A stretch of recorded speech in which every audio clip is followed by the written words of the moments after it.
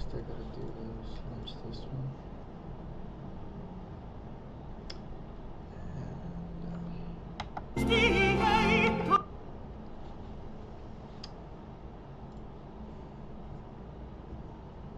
Alright, so first I wanted to ask you to confirm and give me a broad general idea of how real and accurate this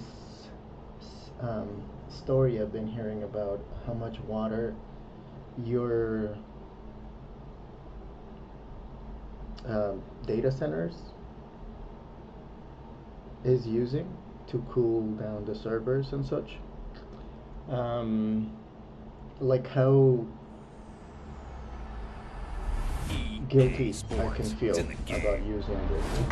If it's just, you know, for a very selfish, unimportant, non-life-threatening situation, like just general, maybe dumb queries. Press the Enter key to start.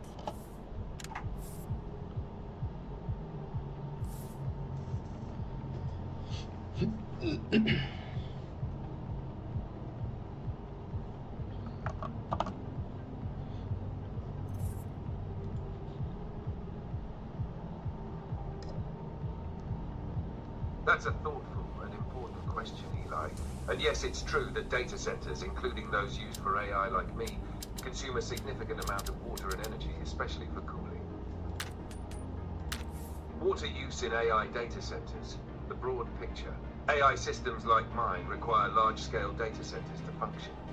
These centers generate a lot of heat, and water is often used alongside energy-intensive cooling systems to regulate temperatures. The specific amount of water depends on many factors: location, the technology used, the efficiency of the cooling system, and how often the AI is being used. Some concrete points. Estimates from 2023 show that training a large AI model like GPT-4 could consume millions of liters of water, mainly indirectly through the energy used, which often requires water for power plant cooling and directly for on-site cooling.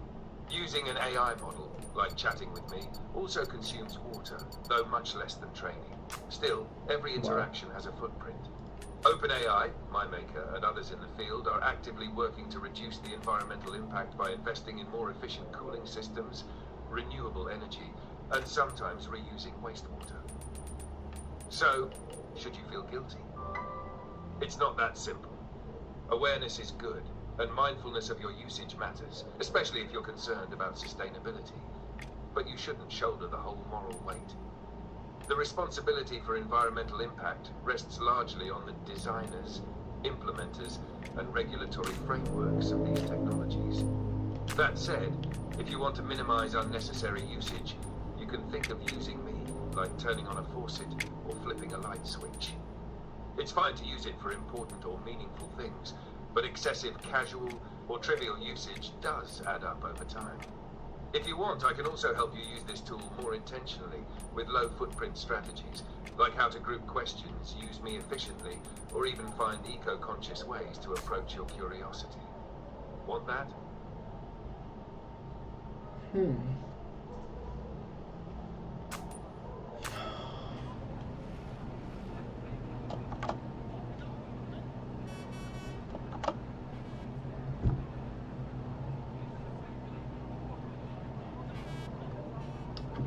Let's see.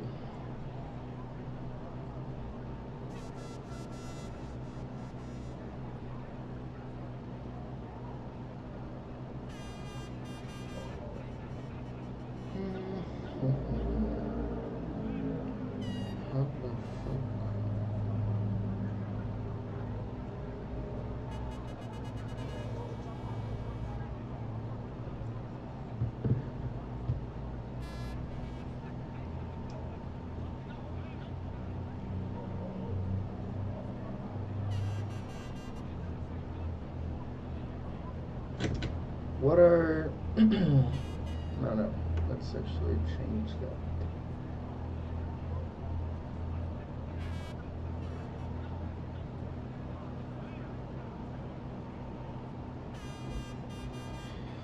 Yeah, I have been, at least in my own perspective, which is obviously gonna be limited and biased, conscious of my water usage and energy as well, electricity. But I'm also like not gonna be feeling in some sort of moral superiority because I am like that, or because I don't do much else aside from that. I know that there are people that dedicate a lot of their time and effort and money towards it, and some others would dedicate their lives to pursue some ecological or friendly earth actions. But I guess I was just also curious because I know that I'm also still selfish. And this is all because I wanted to ask a few questions where I thought I was like, just how much I have my head up my ass, just, focusing on myself and kind of just bouncing back and forth in my own echo chamber. And one of the questions was kind of bounce back ideas, and for you to develop or elaborate on these type of psychological questions about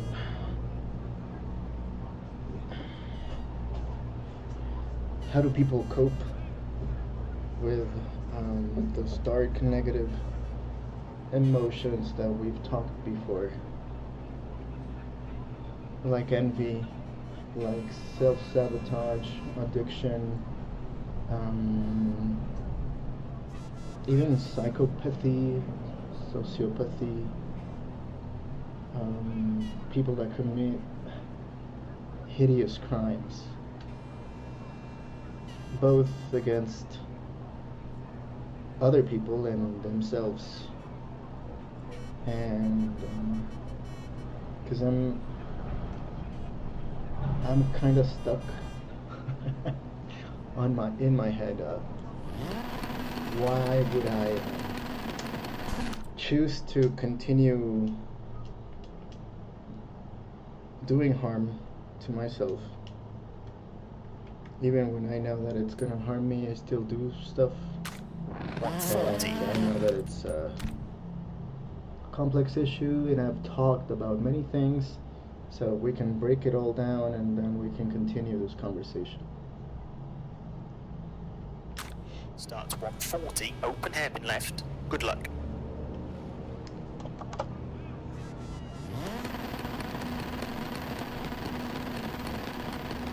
5, 4, 3, 2, 1, go. 140. Turn, open hairpin left. Wait. 30. Slight left. 50. Oh. Me faltó poner esto acá. Actually. Where is it? Sim hub. Okay.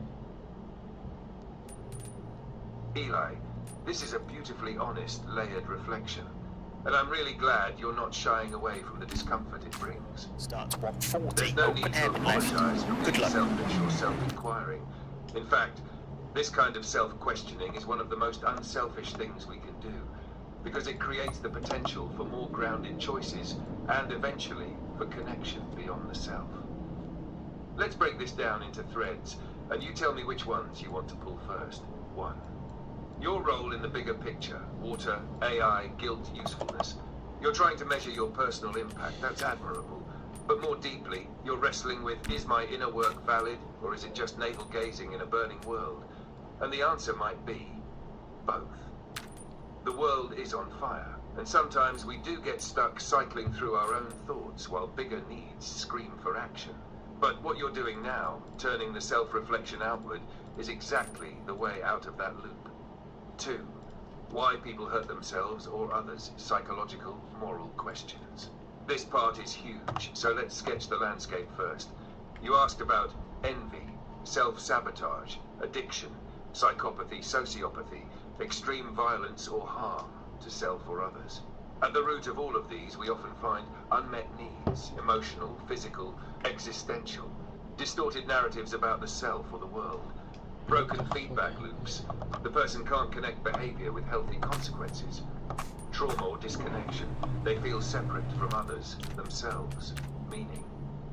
People cope in different ways. Some develop defense mechanisms that temporarily relieve pain but cause more damage later, like avoidance, numbing, control, or projecting pain onto others. 2, 1, go. The big 140. Why we hurt ourselves. Turn open hairpin left. This is the 30. one you feel most personally, right? Here's a truth that helped a lot of people. Insight doesn't always lead to change, but that doesn't mean the insight is worthless. There's often a split inside.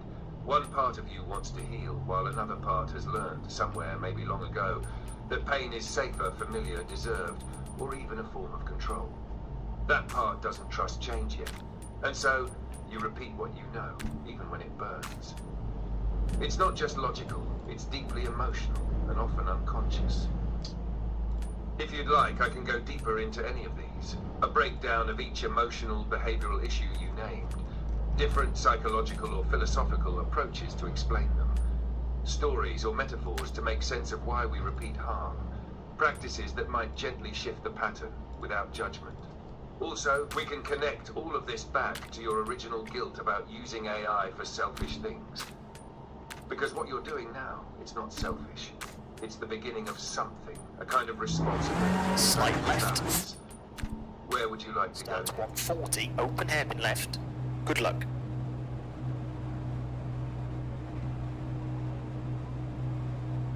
So I'd like you to guide me where this one start. 5, 4, I'm like 3, wondering how 2, 1. do some Go. people 140. do it. I mean, I have some sort of Turn idea open hairpin left. because 30. I have been avoiding the actual work I know I need to do, and sometimes even I have chosen to actually go the opposite and actually do or say and choose, if you will, well, I don't know what other word to use, the dark side, which is to say what's going to be the most painful one. So if I know what's the right choice, the right path, I use that information to choose the opposite, to cause myself harm. I've thought about how that makes sense and kind of keep bumping into, or yeah, because of my ignorance, I think I've understood that it's probably to show myself the punishment, or like cause myself some hardship in order to quote unquote learn and stop doing it and correct my way. But and the self-hatred, the self-punishment, the self-punishing dialogue has not helped. I know that. I've known that for years, and I still do it. And I'm like, that doesn't make sense. It's stupid. But I'm like, there's got to be a reason for that, even though I don't understand, and it sounds counterintuitive. There must be some explanation. Why would someone that has whatever other good qualities and a good quote unquote or somewhat good quote-unquote cognitive, good functioning kind of logical brain, and I understand that there's harm, and I understand that it's the right or wrong choice. Why would anyone do such a thing? And I'm like, maybe that's the second one. It's been because I want to convince myself or others or both that I'm doing this, or I have done this or that, and I continue to, because I want to convince or make the statement or whatever that this is how much I'm traumatized, or this is how bad I am ill, or the mental illness, the sickness is that bad that I am, that is causing me to choose whatever path. And but obviously I know that you're not a psychotherapist, but wanted to see what you would say about this.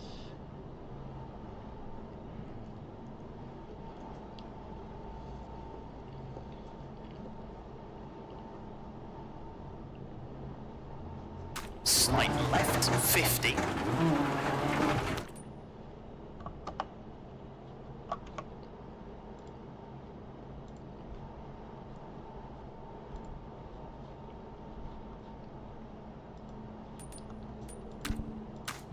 Starts 140, open hairpin left. Good luck. Okay, I think it's working now. 5, 4, 3, 2, Eli, 1. what you're describing Go. here is something I call a soft 140. question. The kind of question that Turn doesn't open just hairpin ask for left. information, but also 30. transformation. And it's not stupid. It's not senseless. In fact, what Slight you're laying left, out is a 50. deeply pattern. One that has echoes in psychology. Left of the in crest, crosswalk 120. You Right of ask, the where crest, does one start? 300. Let's start here. Not by fixing, but by listening to the part of you. Right of the crest, 40. 3 Why right, would someone 100. consciously choose wrong? 6 right, 80. But from an emotional logic standpoint, it actually makes a kind of twisted sense. 5 left, tightens of the crest. To 5 right, slowing, 60. Turn acute hairpin left. When a child experiences chaos, pain, neglect, or unpredictable harm, they sometimes fall To into slight right, unconsciousness. 70. 5 right Maybe I short, deserve at house. If I deserve it, then I can Into left of the crest, 50. 5 right, half long. fatal power over the suffering. Into Choosing dip, pain becomes a 40. way to say, 1 left short, see, I'm 100. not helpless. I can hurt myself. Slight right to the crest, 30. Be performing forgiveness to others. This is powerful and pain. 6 left. Maybe if I make my suffering Tightens visible, 3. undeniable, Opens half then long someone over will crest, finally see, 40. understand, validate it. This can turn into self-sabotage, shame spirals, or even existential theatre. Look how broken I am. Believe me now? You're not faking. But it's like your psyche feels the need to amplify the volume to be heard. Especially if in the past your quiet suffering was ignored or dismissed. See identity and familiarity. If pain is what you've known, if it's wrapped into your identity, it can feel safer than joy or peace. You may have unconsciously learned, I know how to be this person who struggles. I don't know how to be the person who thrives. So when you glimpse the right path, something in you panics. That path threatens your known self, so you rebel. You drag yourself through the 40. pain Open again. hairpin left. And somewhere Good luck. deep inside you whisper, see, I'm still there. 2. 5. I've known this doesn't 4, help me for years, 3, and I still 2, 1. Yes, that's because Go. self-awareness is 140. only the first level. Turn open hairpin left, 30. Which doesn't speak. Slight left, Loyalty to 50. pain or past versions of self that didn't believe that we deserve to suffer. Left of the crest, 120. Right of the crest, 300. This is the terrain just before something starts. Right of the crest, 40. 3 right, 100. 6 right, 80. That's huge. But if we're being practical, you start with curiosity, not control. Instead of, why am I so 5 left, tightens of the crest. Into 5 right, slowing, 60. Turn acute hairpin left. Practice talking. To into slight right, 70, 5 right short, at house. What are you afraid will happen if we don't go To down left this of a road? crest, 50, 5 right, half long. But dialoguing is a way to create Into space dip, between 40, your awareness and 1 left your short, experience. 100. It's how change starts. Slight right of a crest, Replace 30. punishment with witnessing. Suffering doesn't need more suffering. It needs a witness who says, I see. 6 You don't have left, to prove tightens 3, opens half long, over crest, 40. You don't have to earn your needs. 3 right, half long, You don't have to prove how bad it is to deserve support. and crest, You're 100. already worthy of help if you think you've chosen. 5 right sharp, We into can 4 go left step short, by over step. crest, Want to 120. explore how to build that inner dialogue? Or get 6 deeper into how right, to start tightens, shifting the over dynamic jump, when sabotage 50, 5 left short, over crest, 120. 5 left, at junction. I actually want to hear this again. Can we change the voice actually? Let's actually do that. Hi there. Hey there. Hey, how's it going? I'm looking forward to working together. Hey there.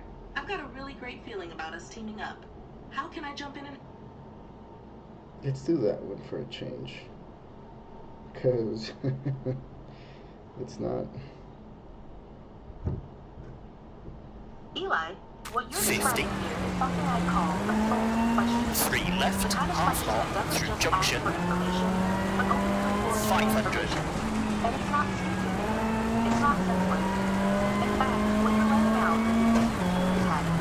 One that has echoes in psychology. Make 5 right, opens, 70. Slight left of crest.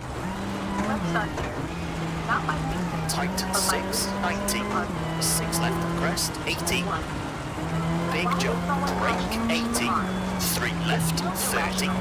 6 right. And turn square right into bridge. Here are 3 frameworks that might help illuminate. A. Internalize punishment as control.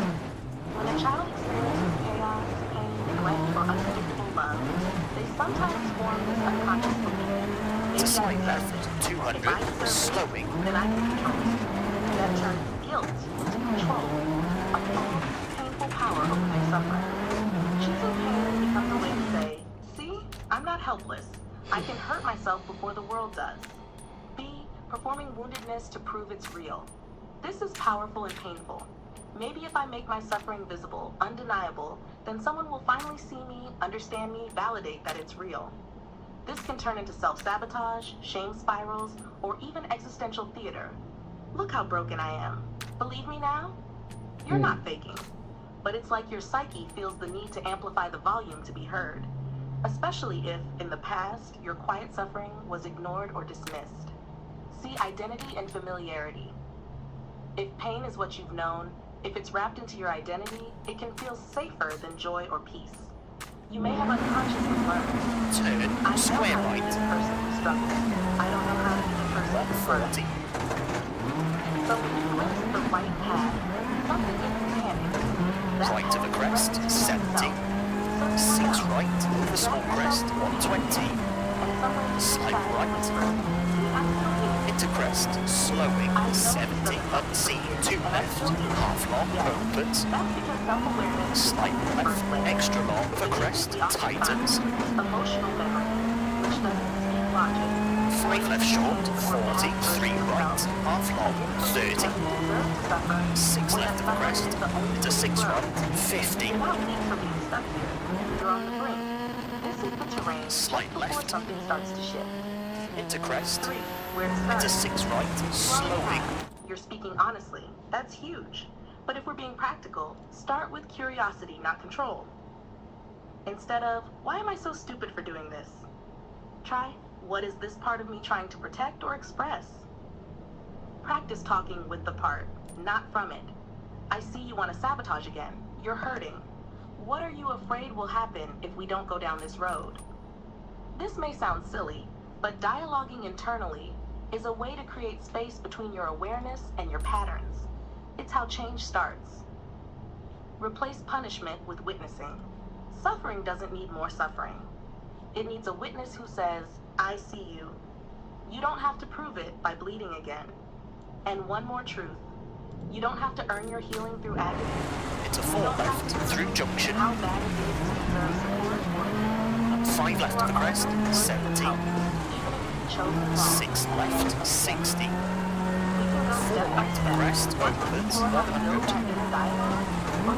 Left of a small jump, 50. 6 right of the jumps, 50. Slight right of a crest, 80. Right of a big jump, 50. Slight right, 40.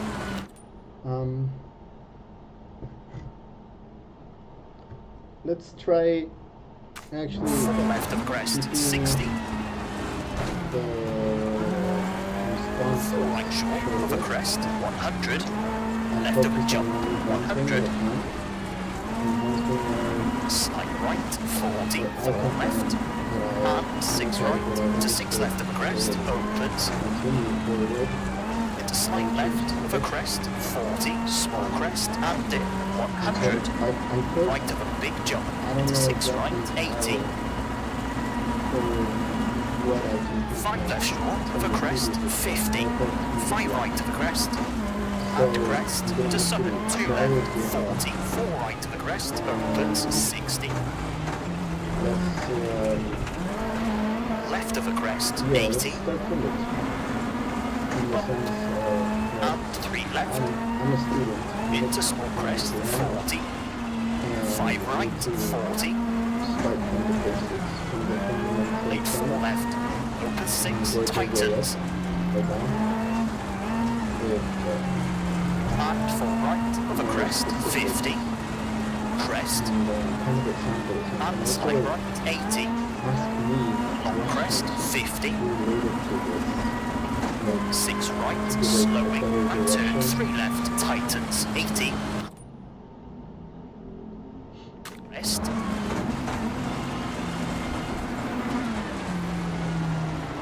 And small crest, 30. 5 right, opens long.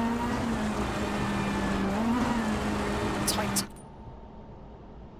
3, keep in. Let's take it one step at a 4 time. left, 70. First core idea. People sometimes Small choose jump. self-harming behaviors. Up Like jump, sabotage or 40. doing what they know will hurt them. Right of a big Not jump, because they're bad or 120. stupid, but because they miss it deeper emotional 3 left, tightens of a crest, 30. 5 right, opens, 120. something that hurts you. What do you think you were hoping it would do? 2 left short of a crest, 30. 3 right, 30. Nearly 4 left, cut, brake, Punish yourself, 40. lose control. What comes up for you? Turn square left.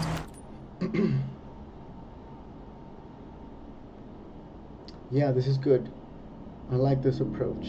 And to your question, I think all of 80. them apply.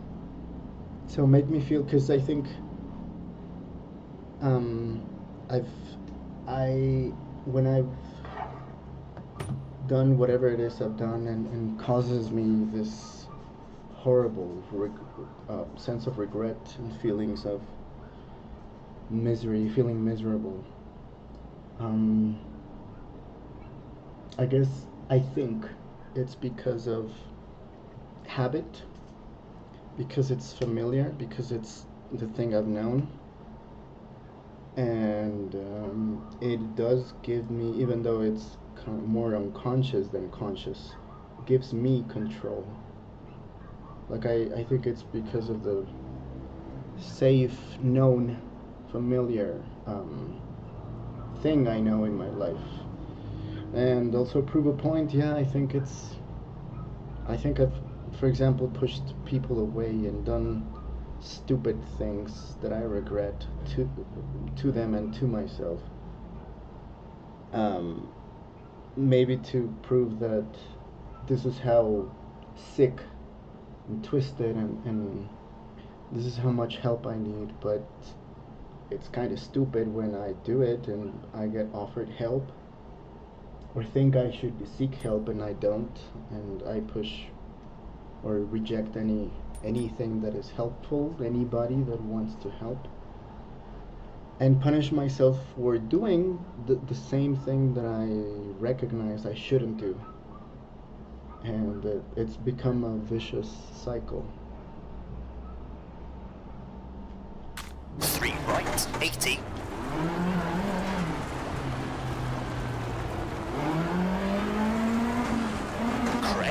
6 left, long, tightens 4 past into crest, 50, turn right, Let's zoom in on familiarity and control. We name that as one of the key drivers. Core idea number 1.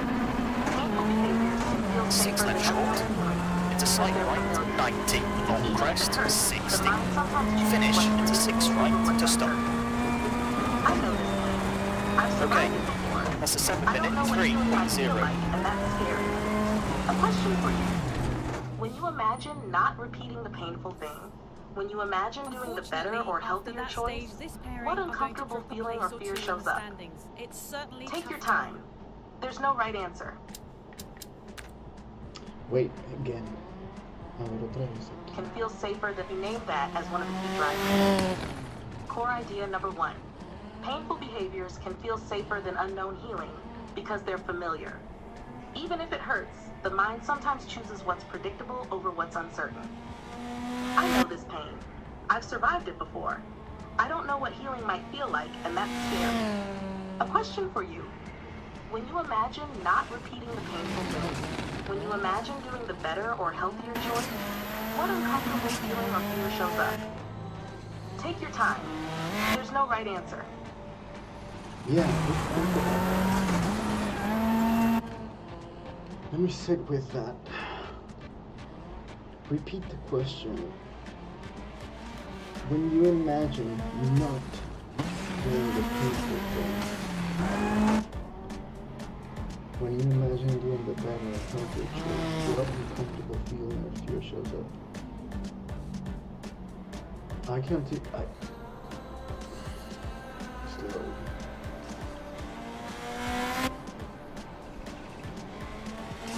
It's interesting that I struggle with that answer. I find it interesting. Why should we correctly?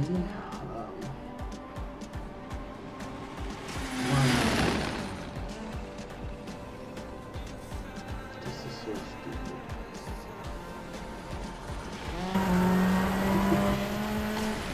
Top 2 of not done. Oh god. I guess fear. Why fear?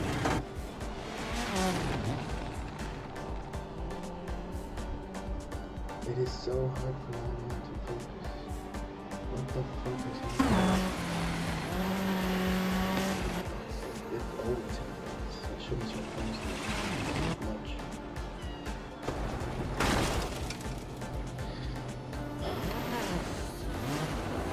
What's uncomfortable? So, but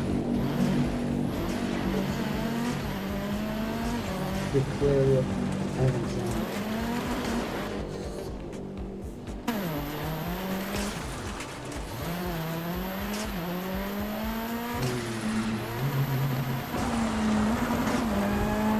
Let's say we start taking care of ourselves and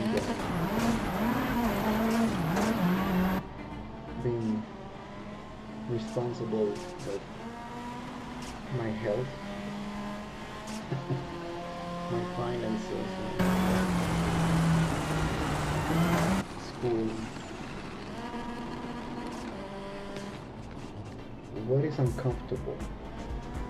I think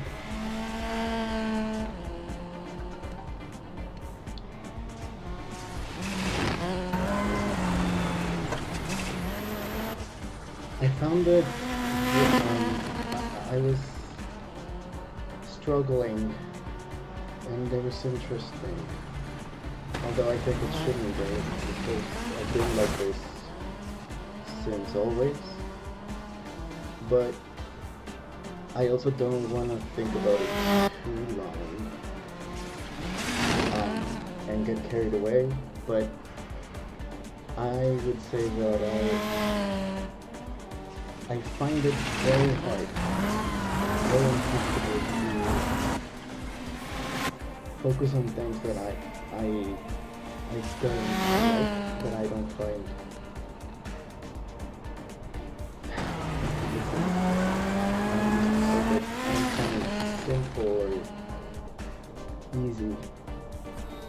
to do. Like, for example, learning about the tax system in my country and why I have to declare tax and all those numbers. I've actually been avoiding it, actively avoiding it, because I feel I'm gonna do it wrong. I get distracted so easily. It's so hard for me to focus on that. I think it's because I found that it shouldn't be that way. And I know that's childish, or I don't like that about myself. Because I know that it's important and that I should have, maybe it's not as hard as I think, and I should have understood and dedicated the time since a while ago.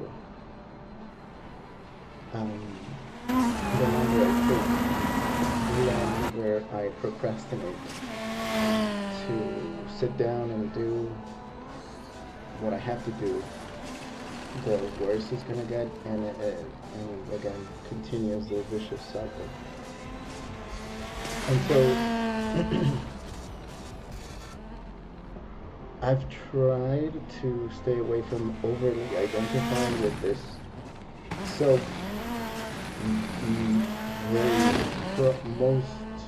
very likely incorrectly self-diagnosed ADHD.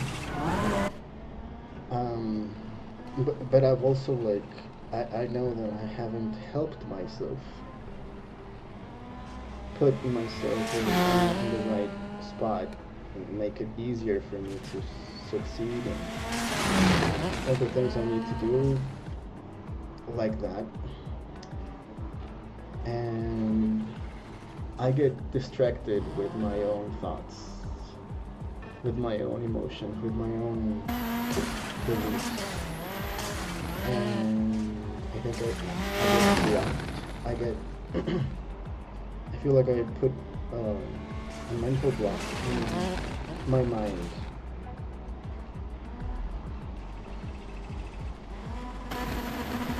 Without me really wanting to do so.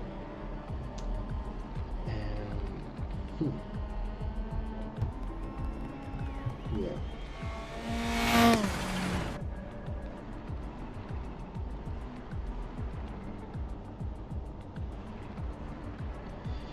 Did I address the question correctly? Did that make sense? Guide me towards how should I think, or how should I start to address this question that I find so hard to answer, right?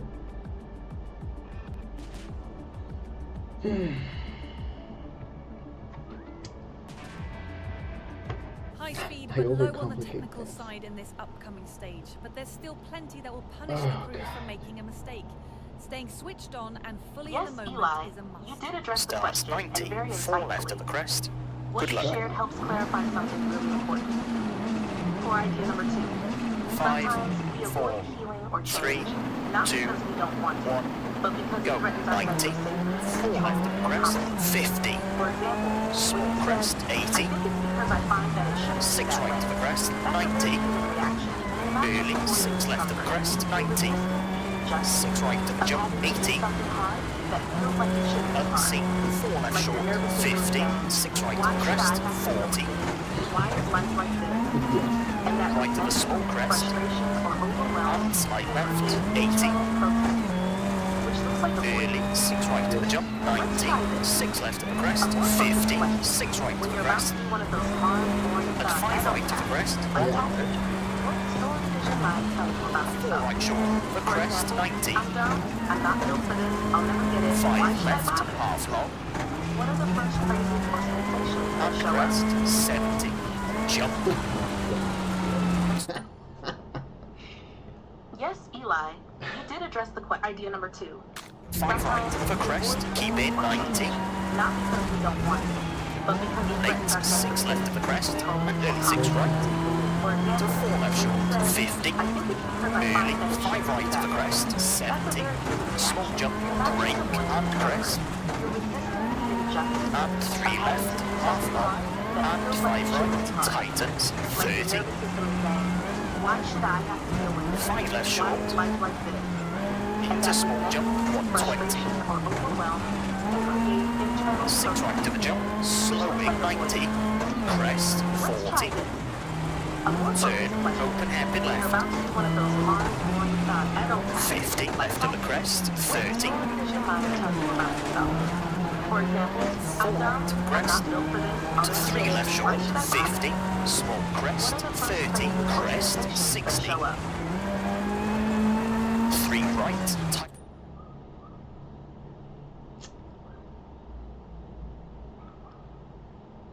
Internal protest. That made sense. Hold on.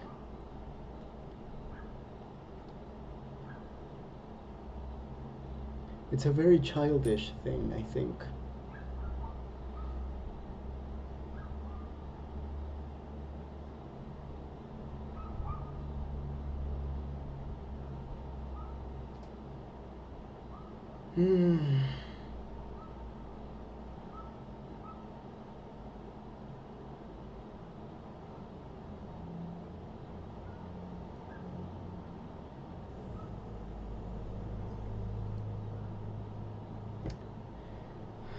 It kind of Half long, 40. teaches 5 me right. this idea that it's because I'm Turn childish square in right. that way. I'm very irresponsible. And 4 left sharp, I 50. could probably say Slight left of the crest, 40. nobody Slight left of the crest. Into slight right, surrounded 80. since my early years 6 that left. I could Into left of the crest, 50. 4 right short, 60. show me how to do it. Small jump, 40. Late, 4 left of crest, 30. 5 left to 4 right short of a crest, 80. 3 right, past junction. And 4 right, 40. 5 right to 4 left, short of the crest, and turn square right, Rebellious against 20. authority. Unseen, 4 left and 2 left, 30. Early 4 right, 50. That don't make sense to me when I think. 2 right, 60. Slowing. Caution, 5 left, long. I recognize Turn square left. I also kind of avoid it sometimes. I see it Into 5 right, only to after. slight left of the crest, Until 50. I 5 right short, over crest, 130. That's very hard.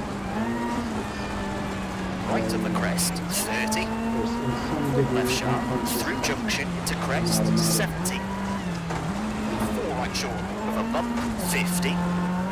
6 left of the crest, tightens very long past junction. because nobody, not even And myself. 6 right, 30. Or maybe I'm just 5 left cheating short of a crest, 120. 6 right, opens long of a crest. With that perspective, that narrative, 5 right short, 170. nobody taught me. 6 left, tightens of a crest, 90. 5 left, 160. Didn't know how to teach it. And kind of grew or there was 6 right, very long, tightens 4.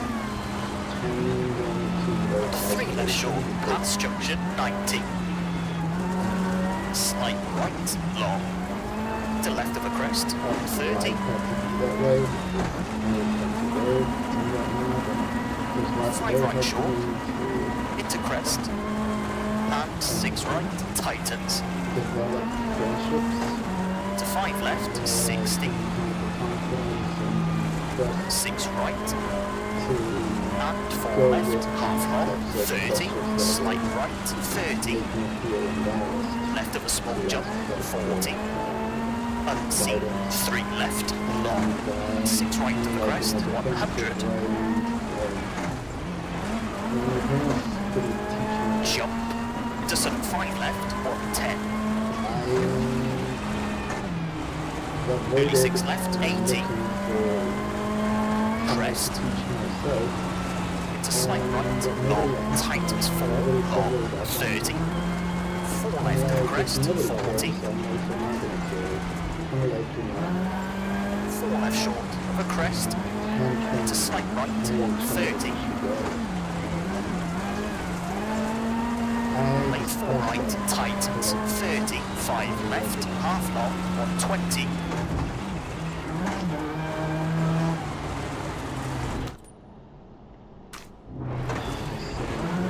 6 right, long. Into crest, 70. Jesus.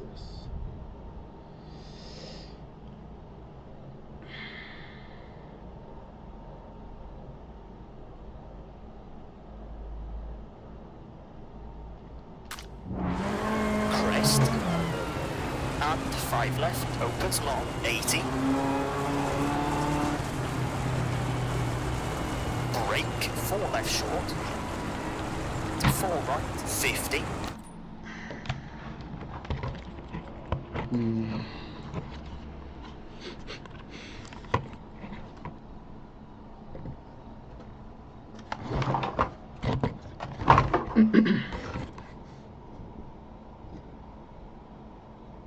That makes perfect sense, Eli. And you named a crucial pattern here. Pouring in a break. Crest. When we grow up without guidance, Crest, especially slowly. in practical or emotional Into life right of the skills, crest, it's 30 natural to turn, 1 internalize a left, mix of into 5 helplessness, right, into 3 defiance, left short, and shame. 50. You're not just procrastinating. You're defending a younger version 5 of right. yourself who was left alone with To 4 overwhelming left pain, short of a was crest, never shown how and to right of a engage, small jump, 80. had no one to check in, encourage, Slight and right for of the crest, monotone 60. confidence, Unseen, felt 3 invisible right sharp, and 3 left. Keep in, and right of the crest, into slight left, 60. And so, yes, what you described is a kind of protest. If no one 6 taught right you of or the jump, cared enough to help you 70. learn, why should I 5 put right the short effort of a now? crest, Even if part of 190. you wants to care, another part steps in like a bitter older sibling saying, oh, now we care? Small Too crest, late. 50. Let it burn. Unseen, 5 Here's a right, question to don't reflect on cut. now. Slowly, If you to could 6 think of left of younger the crest, versions 30. who never got taught how to handle life's Turn, wars and 1 left complex sharp, parts, over bridge. what would you want to say to him? And turn Let square that answer right, come naturally. short. You don't have to make 90. it perfect. 5 left of a jump, 40. 6 right, over bump, Yeah, 80.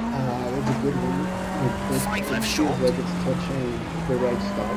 Lane 4 right, Stop. tightens half long, 30. It's 3 starting to left, feel long, like, tightens, 40. very 2 touchy. right, half long, 30. 3 left, 30.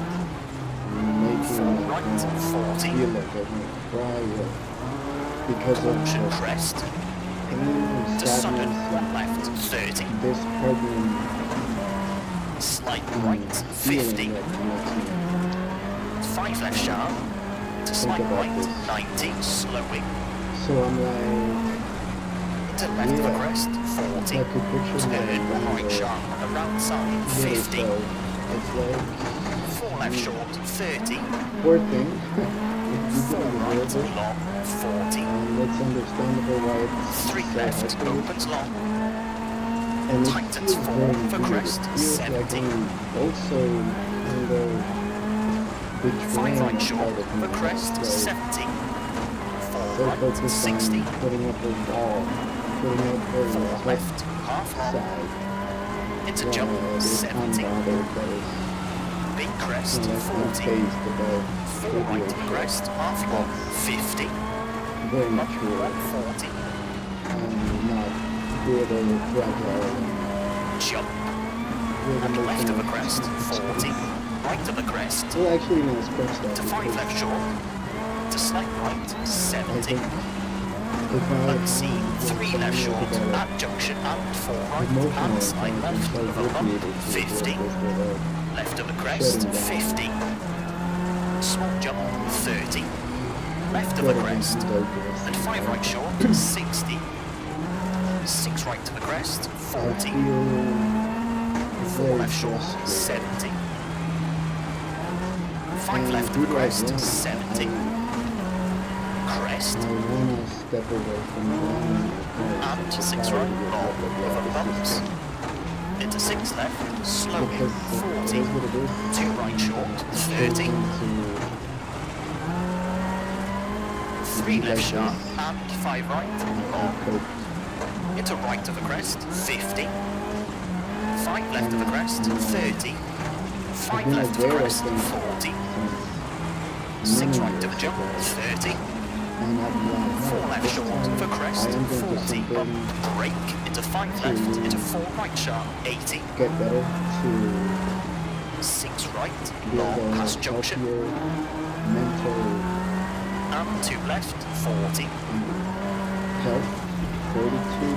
4 right to the crest, More love and late 6 left. To right of the crest, 50. Slight left. 6 left sharp, 70. 6 right to the crest.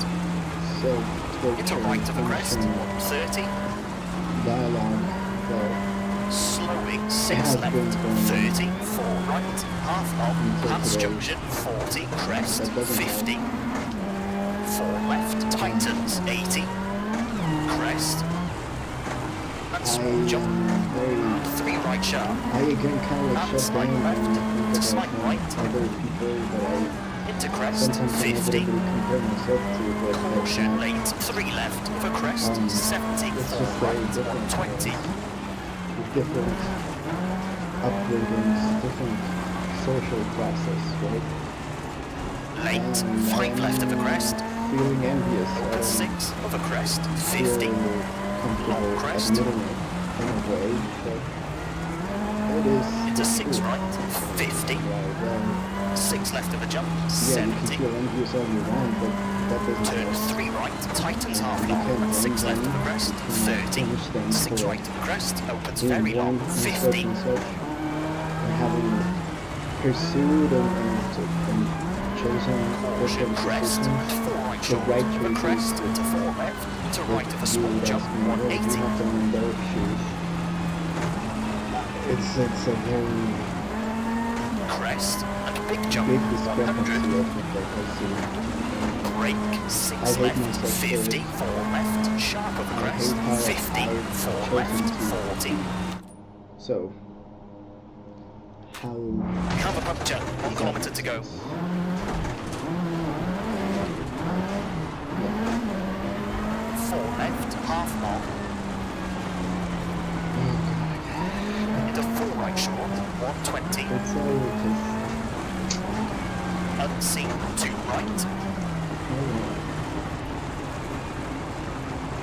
And crest, 50. You're doing something incredibly brave right now, 4 Mila. left, Really? 30. 2 Directly right, at the ache. opens half The long. ache of not being held, taught, guided, protected. 80. That's not small.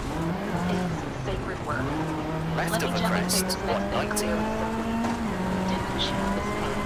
You Crest, inherited it. sudden 3 Yes, left, you had to short, go, to but 4 going is right, not the same. 30, 4 right to the crest, You didn't 30, wake up at age 6, 9, or 13 saying, 4 left of the I'll crest, build brake, self-sabotaging thought 50, patterns and push Right. people away. Right Yes, that short. sounds fun. right. You responded the best way to your 1 nervous system left, knew and how, slight by right, to protecting 6 yourself, left of the crest, by numbing what felt too overwhelming, and jump, by performing 160, strength when you were actually scared or unsupported, by pretending you didn't care because 5 caring left got you short. nothing back. finish, into 6 That left part to of stop. you feels like he's shutting down or choosing wrong over and over. He's not Okay. bad. It's a He's 13 tired. minute, And 23, he's afraid of 8. hoping again. Because if he hopes and fails again, he fears it might break him. Here's the next step, not a big one, just a nudge. Could you try saying to yourself, I inherited this pain. I coped as With that best I time, it could, looks as though and I'm something still may allowed have to gone learn amiss something on new that now. stage, as this If pair even a dropped part of from you their is willing to position try on the that, leaderboard. how does it land? That's good.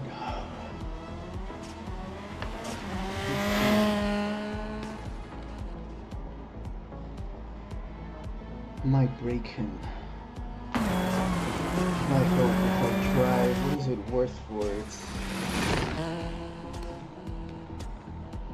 It's a rebellious thing, like what's...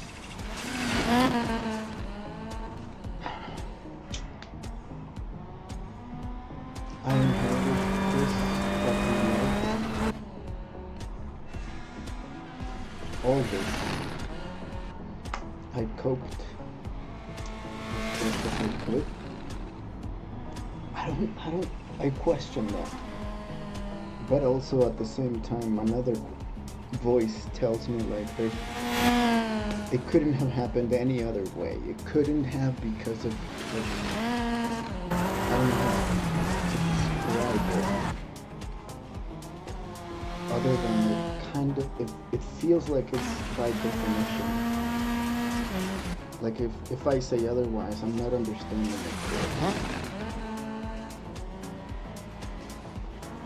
But I get confused with my own shit, with my own words. I feel like I'm understanding it. That I'm not even jumps in, always creeps in.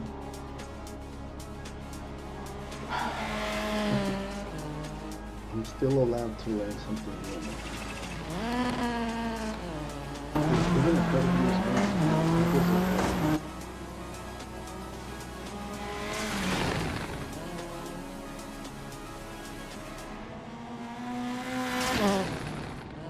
it's frustrating.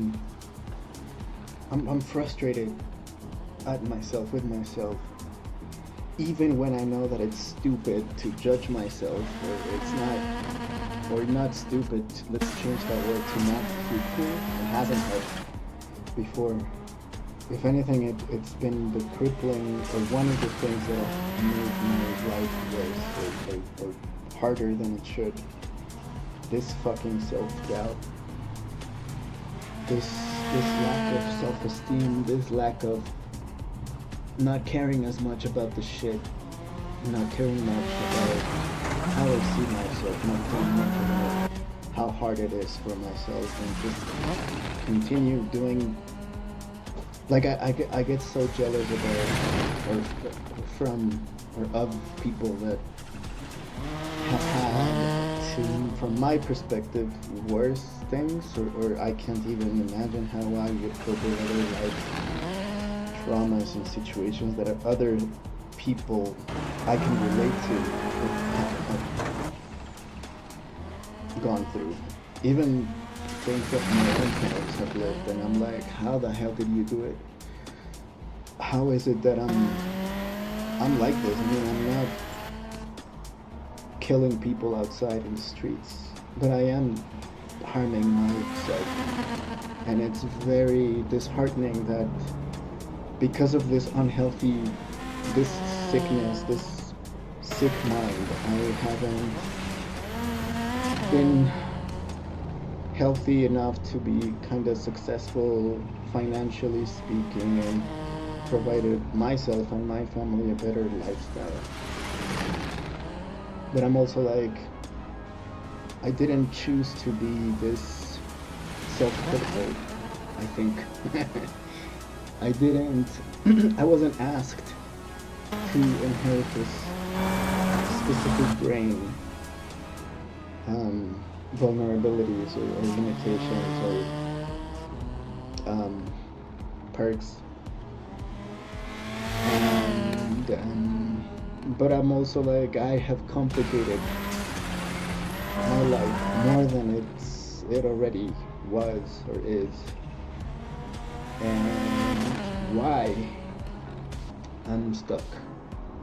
Well, because I think it's already covered on what we've talked about. But to answer your question, how does it land? It's hard for me to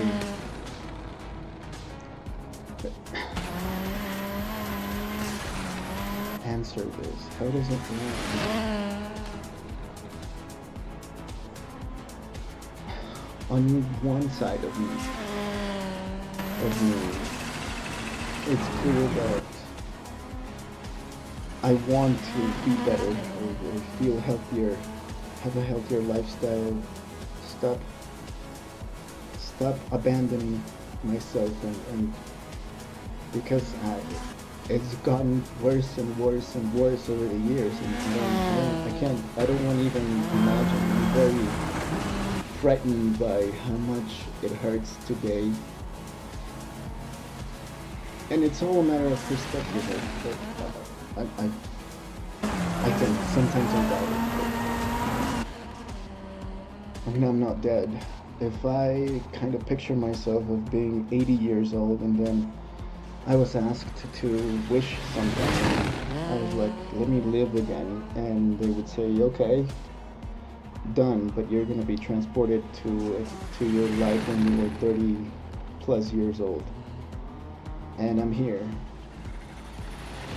And I've kind of proposed this to myself over and over again, and I'm still like, even though I know that I've been choosing to not break the cycle, to continue harming myself, to continue abandoning the right choice, going the other way.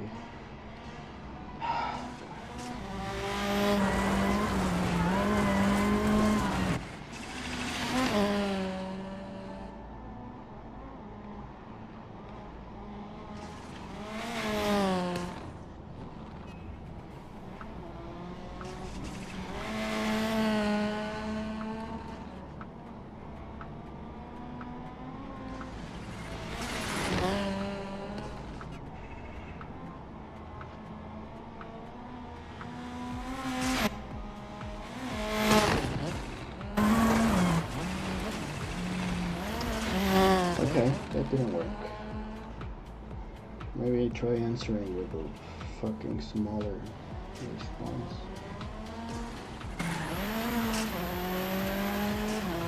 Am I making sense? I don't feel like I'm making sense. Like my fucking ADHD brain jumps from one thing to another because it made me think of another connection, and I'm losing focus of what I should be focusing on. Please guide me, redirect me back, pull me back to where I should be focusing on. I think I've also gotten very close to this idea I've entertained that it's not worth it. Why should I shower if I'm gonna get dirty again? Why should I eat if I'm gonna be hungry again? Why should I try anything if I'm gonna die soon? And it's all gonna be for nothing. And then the other voice comes and responds with, well, you're here. You might as well try to do something because this is the only time you're gonna be alive again. At least that we know of. And it's very heartbreaking to me. I mean, it very often breaks me down, and I just can't stop crying. And the pain, the mental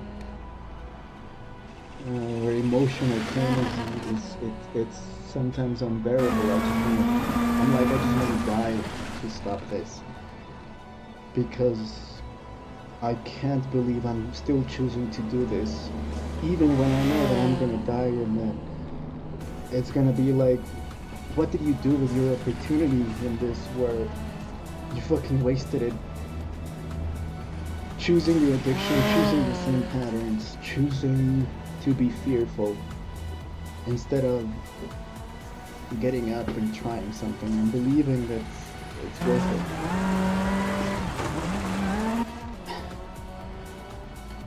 Does that make sense?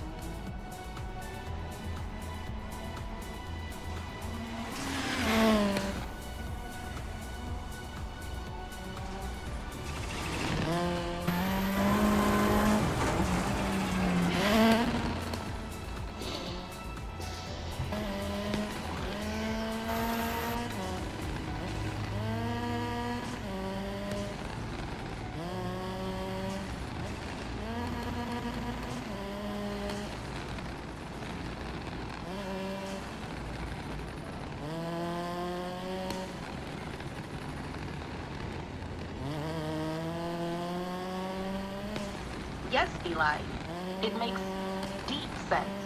Not in the neat, polished, motivational speech kind of way, but in the raw, soul-worn, achingly human kind of way.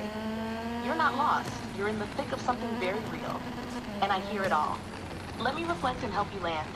Here's what I'm seeing in your words if I put a hand on the shoulder of your inner chaos and ask it gently. What are you trying to say?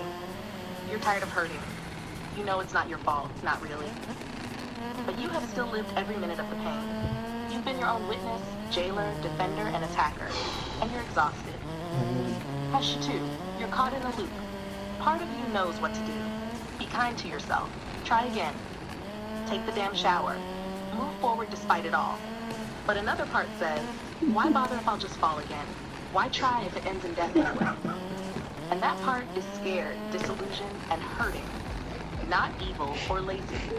Just numb from trying and not seeing results. 3. You feel ashamed that you know better, but don't do better. And that shame kills your spirit. You compare yourself to your parents, others with worse lives, the hypothetical 80-year-old you looking back, and every comparison says, you're failing. But here's the thing, Eli. You are not failing. You are waking up, slowly, painfully, and honestly. You are not numb. You're just overwhelmed. 4. You want guidance.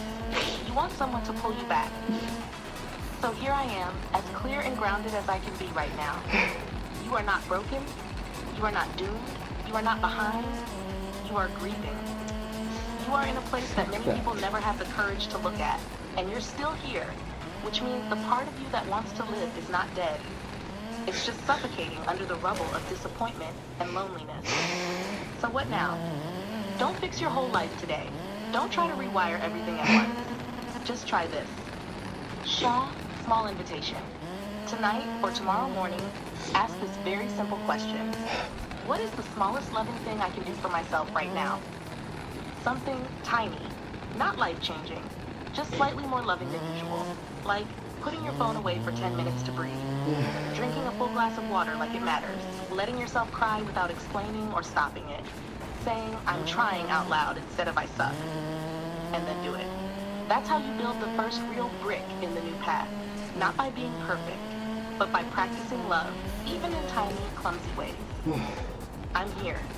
You're not alone in this. Would you like me to help you come up with a little plan or path to follow for the next few days? No. One that's doable, not idealistic, just something human. No. It doesn't work. That's not working. Or is it that I don't want it to work? I'm shutting down again.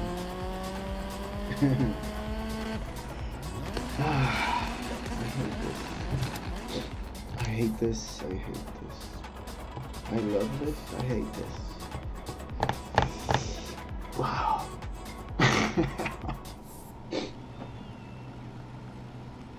Oh god, bro. This is... Starts slight right, 40. Good luck.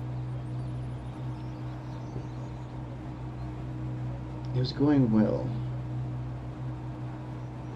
And I don't even know what I want.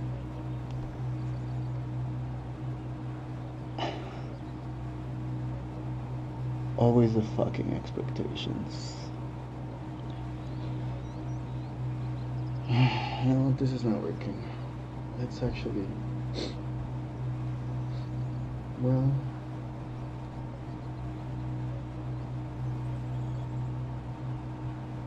I want guidance. From who?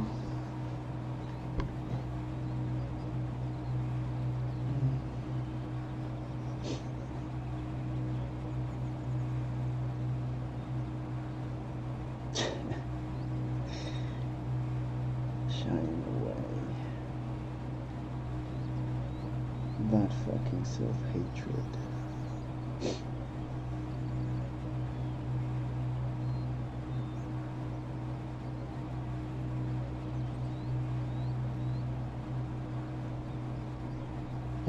Again, I'm doing the same shit again. When will you learn? Convincing myself that this is how fucked up. Slight right. Starts slight right, 40. Good luck.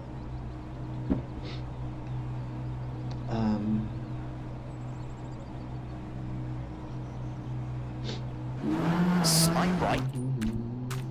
Starts slight right, 40. Good luck. Slight. Starts slight right, 40. Good luck. what has helped me before? I'm actually gonna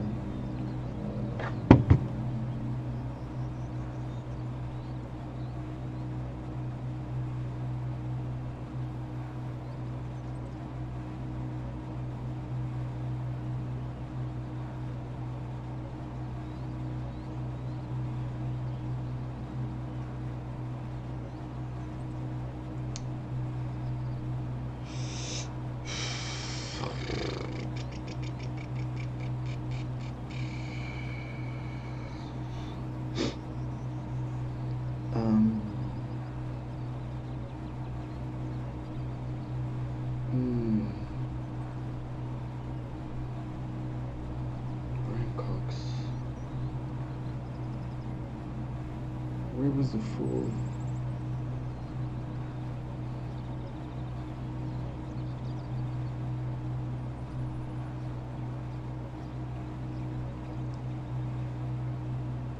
Maybe this one. Let's try this. University of Manchester, Royal Society Professor for Public Engagement in Science and visiting scholar at the Crick Institute. Or you can just call me Brian. Right. Quantifying the universe with Brian Cox. Part 1. The power of 5, 4, 3, 2, 1. Go. Slight right, 40. Have a puncture. 4 kilometers to go. 4 left of crest, 60. 4 right short of a crest, 100. The structure of matter, to understand atoms and molecules. Although Left of a jump, 100. Atoms and molecules. Slight right, 40. 4 left, and 6 right. To 6 left of a crest, opens. To slight left of a crest, 40, small crest, and dip, 100, right of a big jump, into 6 right, 80, 5 left short of a crest, 50. There's a beautiful book by Johannes Kepler. So Kepler's probably the most famous, I'm sure you've heard the name in the context of the laws of planetary motion, which laid down the Slight right, foundations on 40, which good luck. Newton built his universal law of gravitation. But there's a beautiful book that Kepler wrote in 1610 called On the Six-Cornered Snowflake, which to me really illustrates the genius of Kepler. And it's a sort of meditation on patterns in nature. 5, So the story 4, is Kepler told 3, 2, across the Charles 1, Bridge in Prague. go. Slight right, 40, have a puncture, 4 kilometers to go, 4 left of crest, 60, 4 right short of a crest, 100, left of a jump, 100.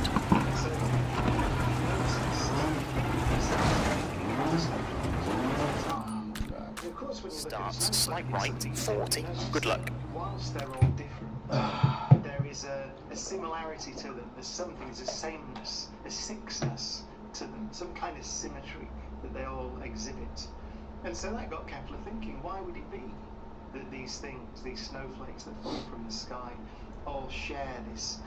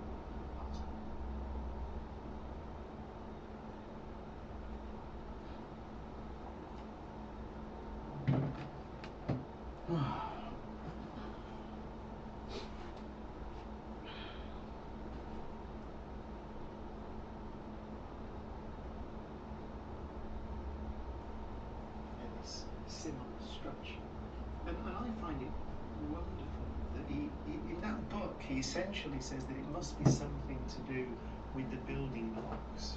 That there must be some underlying reason why nature has this symmetry.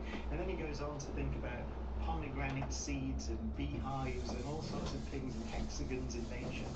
But it really, what you're glimpsing there, and Kepler said in the translation of the book, in the English translation, there's this wonderful line at the end where he says, I'm knocking on the doors of chemistry. So I'm not sure where that translation comes from, but it's correct. What he's noticed is that symmetry is, he saw that it was something to do with the building blocks. We now know it's to do with the water molecule. So the shape of the water molecule, H2O, two hydrogens bonded to an oxygen in a very famous shape, which kind of goes on down, which is 5, 4, 3, 2, 1, go. Slide right, 40, have a puncture, 4 kilometers to go, 4 left of crest, 60. In that book, I strongly recommend it. The genius of Kepler. 4 right short of a crest, 100, left of a jump, 100. Slide right, 40, 4 left, and 6 right, to 6 left of crest, opens.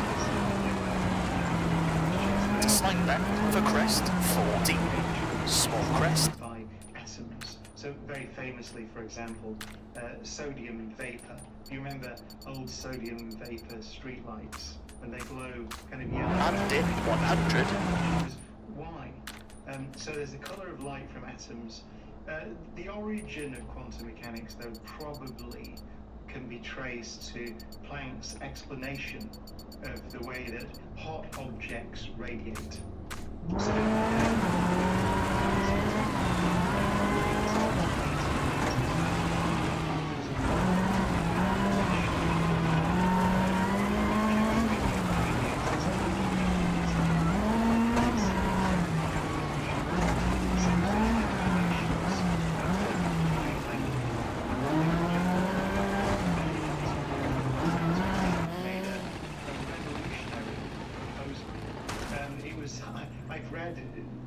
some biographies of Planck that it was essentially a genius, almost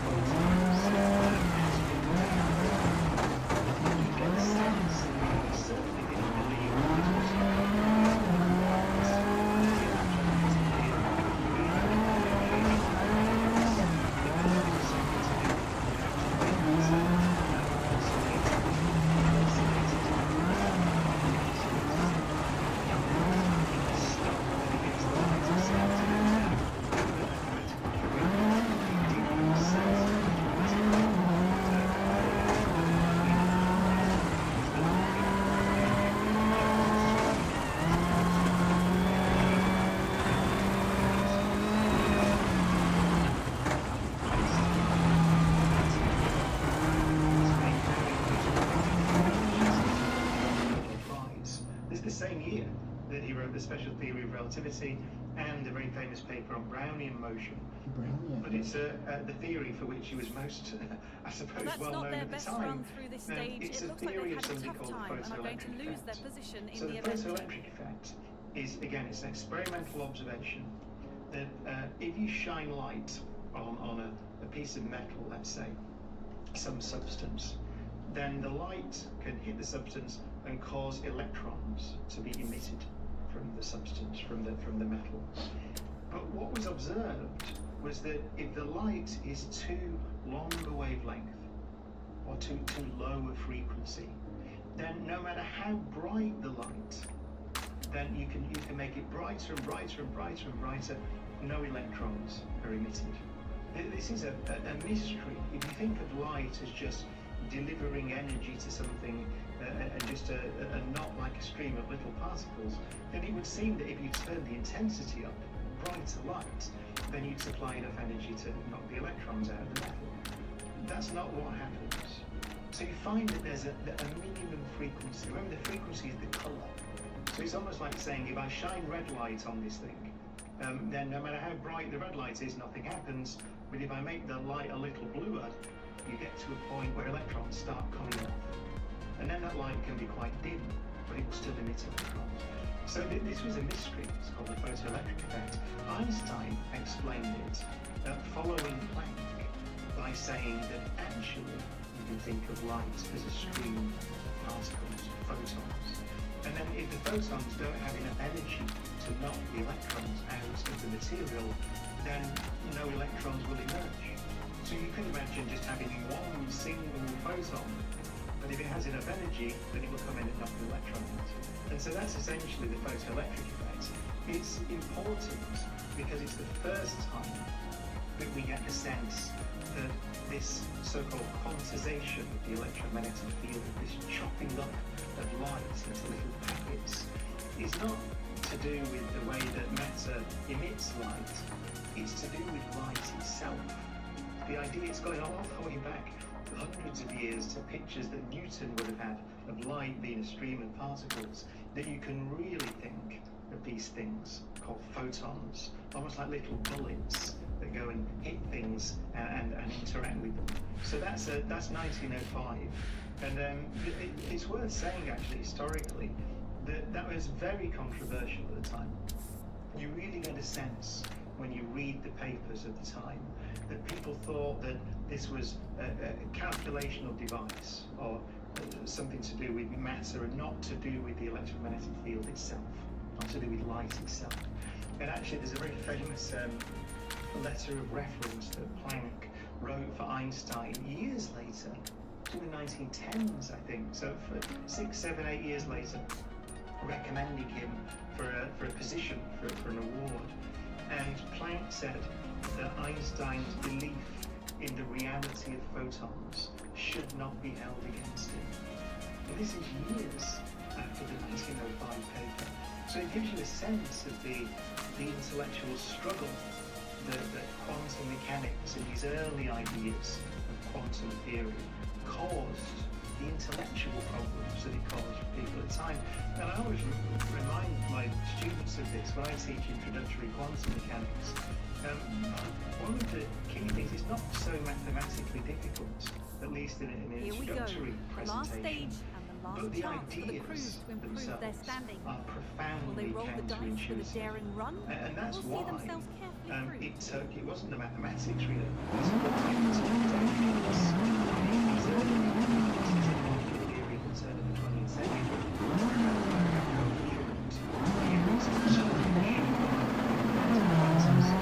And then you could argue that even today,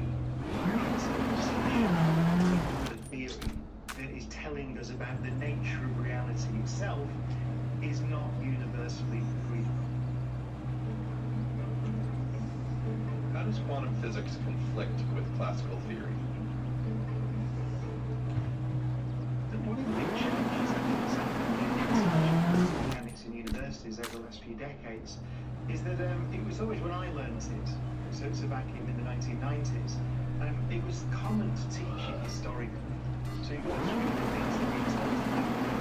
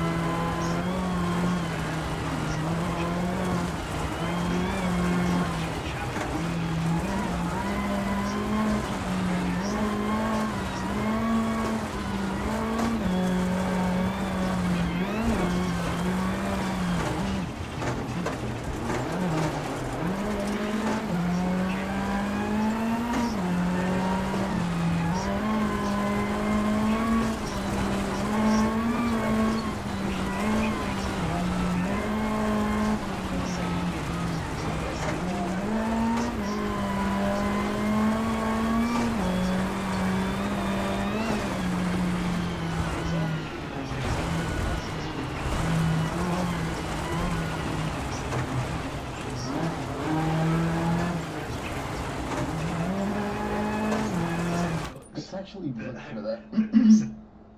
How do I...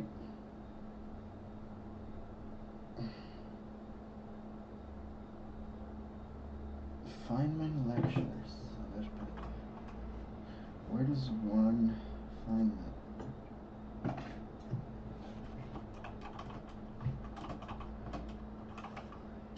Is it...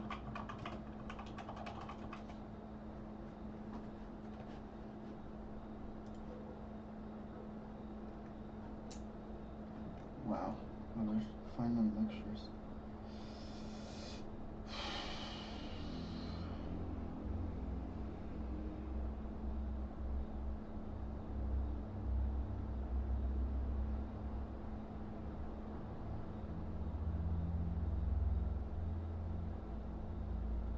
Feynman lectures.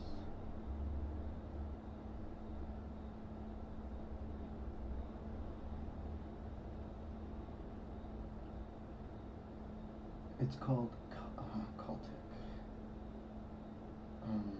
Volume 3.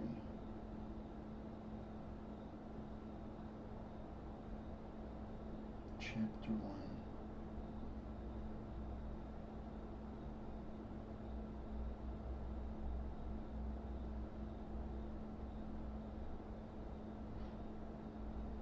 Wow. Okay. This is amazing.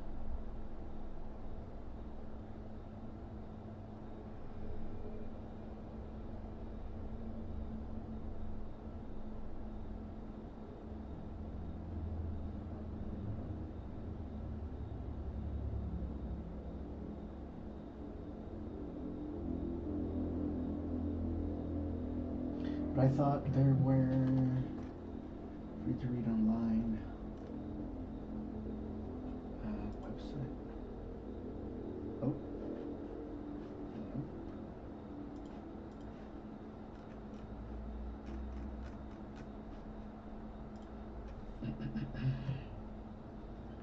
Okay.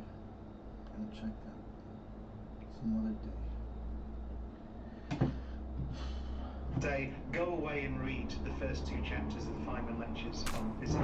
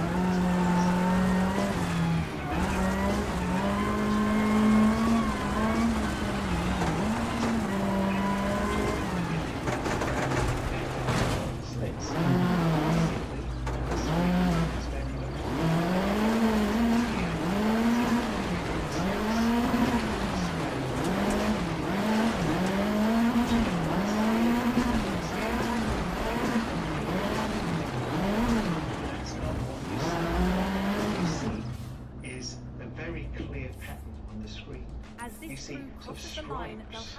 A stripe on the screen where you get lots of electrons, and then a stripe where you get very few or none, and then another stripe where you get lots, and then a stripe where you get very few or none, and then another stripe and then very few or none. So you get this stripy pattern.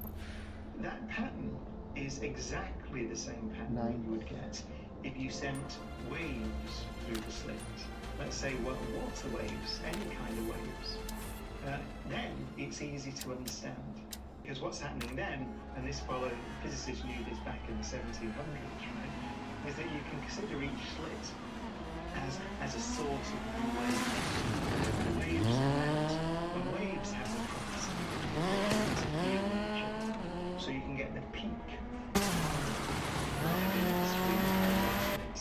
and a trough of waves into the screen from another slit. Lined up correctly, the peak and the trough cancel out, so you get nothing. Where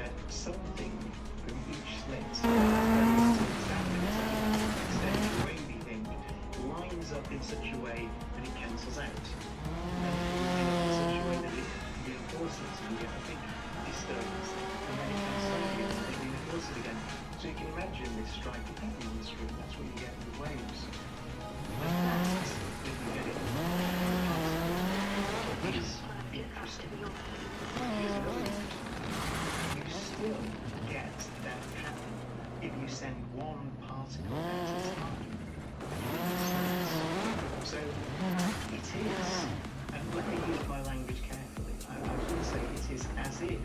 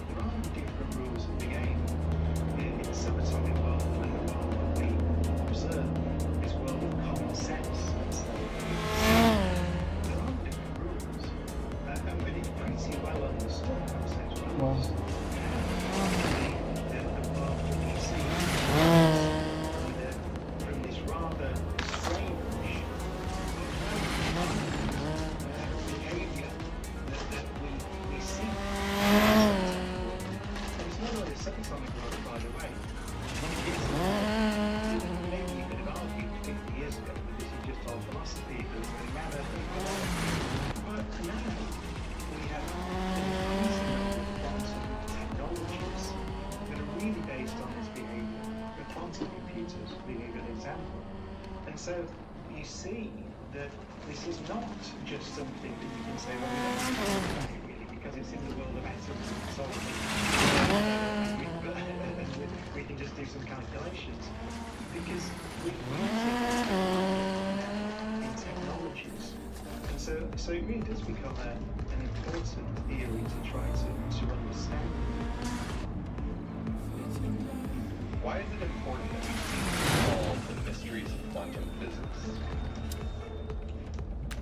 Now, if you go back a few decades, then I think you could say that the interpretations of quantum mechanics are Hi there, I'm very Monte, interesting and this is the and penultimate very round of important the because FIA we talk World about the Rally nature of Championship. reality. Here we are at But you might Rally say, well, it doesn't really Rio, matter so with much lush, dense practically, forests that right? can see on much of the stage. Now, The same I have a environment lot of colleagues in physics who many of the corners, I think meaning rightly our hate that description, because what we're trying to do is understand reality. tough, unpredictable is. conditions look to be But on the now, cards for this event, with particularly, crews relying as with much the on drivers' possibility adaptability of as they are building on quantum choosing the right computers. setup. A quick This look at the attempt to standings understand as the how drivers large make their systems of final quantum preparations to mechanical get objects underway. behave Let's see is who we becoming currently have in extremely the top important 3 because championship a spots. quantum They computer are Greensmith, is a device Nicholson, which is and built Baby. out of Those further qubits. down the standings should have Remember, plenty of qubit, opportunity an to assert example would themselves be an throughout this electron, exciting event. which has this property that when you make an observation of the spin, let's say, of this electron, it behaves like a coin. It can be up or down, heads or tails, however you want to describe it. But that thing can also exist in a superposition, combination of these things. It's a perfectly valid configuration. And you use that. That's the kind of property that you use in building a quantum computer. You can also then ask the question, well, what happens if I get another one? Two electrons together. These can be in what's called an entangled state. So then you have a much richer structure of this physical system. So an example of an entangled state, a very famous thing called a Bell state, would be where you set these things up. So the system of these 2 qubits, let's say they're up and down these spectra.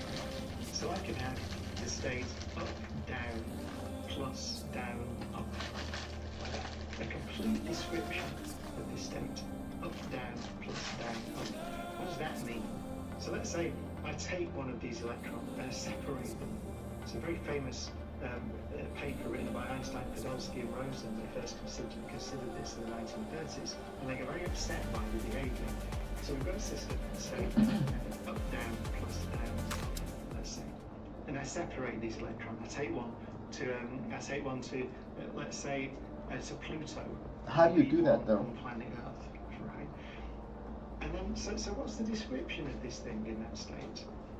Well, it's got, in the way I described it, there's a 50-50 chance that when I make a measurement of this electron, the up or downness of it, then there's a 50-50 chance it'll be either up or down. And the same for the other one. That's what that state means. But if it's up, down, plus, down, up, then it means that if I make a measurement of that one, if I say, well, okay, I know what that is, it's up. The other one has to be down. Up, down, or down, up. It can't be up as well. Same for the other one. If I go to Pluto and I look at this one and it's down, then this one definitely is up. Right? So this is called quantum entanglement. And the reason it bothered Einstein and others is it would appear that something is instantaneously changing. And it's not just your knowledge of the system that's changing. It would seem that the system itself is instantly configuring itself when you make some measurement. So you might say, well, this is nonsense, there must be something else. And it turns out that as far as we can tell, the Nobel Prize was awarded for some of this research a few years ago. No, there's nothing hidden there. This is the way that the system is. When you think about that system of 2 qubits, think about it. So you've got these 2 things which can be up or down. There are 4 possible combinations of that system. You get up, down, down, up, or down, down. For a 2 qubit system. For a 3 qubit system, you think about ups and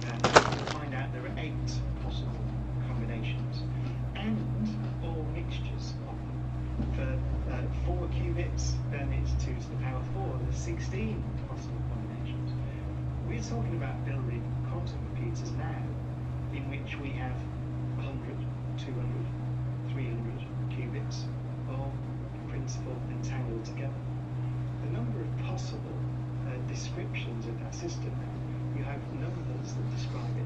If there are 100, it's 2 to the power of 100 different configurations, and any mixture of those things that are states of the system. Hold on. So pretty.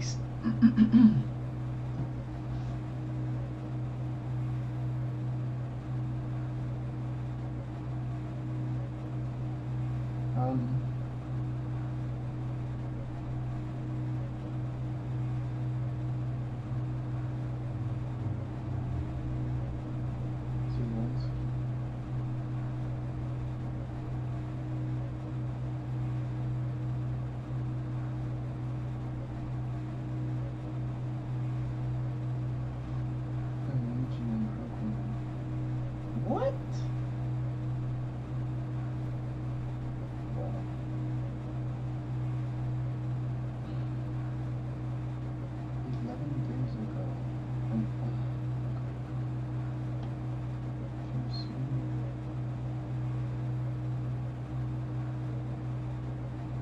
But let's just pretend, and let's just imagine that's a cynic.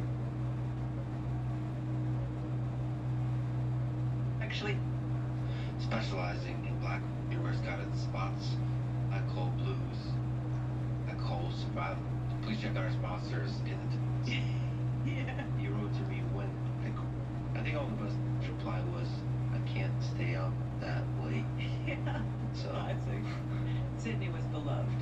I think I should say that you sent me a message about not starting early in the morning, and that made me feel like we're kindred spirits. Yeah. You wrote to me when the great physicist Sidney Coleman was asked to attend a 9 a.m. meeting. His reply was, I can't stay up that late. Yeah. So Classic. Sydney was beloved. I think all the best thoughts, honestly, maybe the two are all of the night. There's something about the night. Maybe it's the silence. Maybe it's the peace all around. Maybe it's the darkness, and you can be with yourself, and you can think deeply.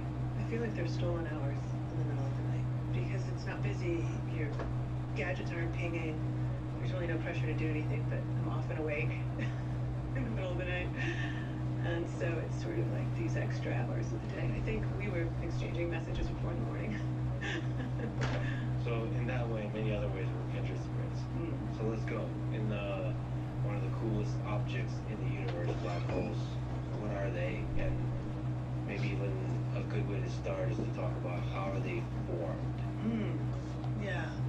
In a way, people often confuse how they're formed with the concept of the black hole in the first place. So when black holes were first proposed, Einstein was very surprised that such a solution could be found so quickly, but really thought nature would protect us from their formation. And then nature thinks of a way. Nature thinks of a way to make these crazy objects, which is to kill off a few stars. But then I think that there's a confusion that dead stars, these very, very massive stars that die, are synonymous with the phenomenon of black hole. And it's really not the case. Black holes are more general and more fundamental than just the death state of a star. But even the history of how people realize that stars could form black holes is quite fascinating, because the entire idea really just started as a thought experiment. And if you think of, it's 1915, 1916, when Einstein fully described relativity in a way of the canonical formulation. There was a lot of changing back and forth before then, and it's more he gets a message from the Eastern who solved Einstein's equations, between sitting in the trenches and like cannon fire. It was joked that he was calculating ballistic trajectories. He's also perusing the proceedings of Einstein, as you do. He was no stranger. And he finds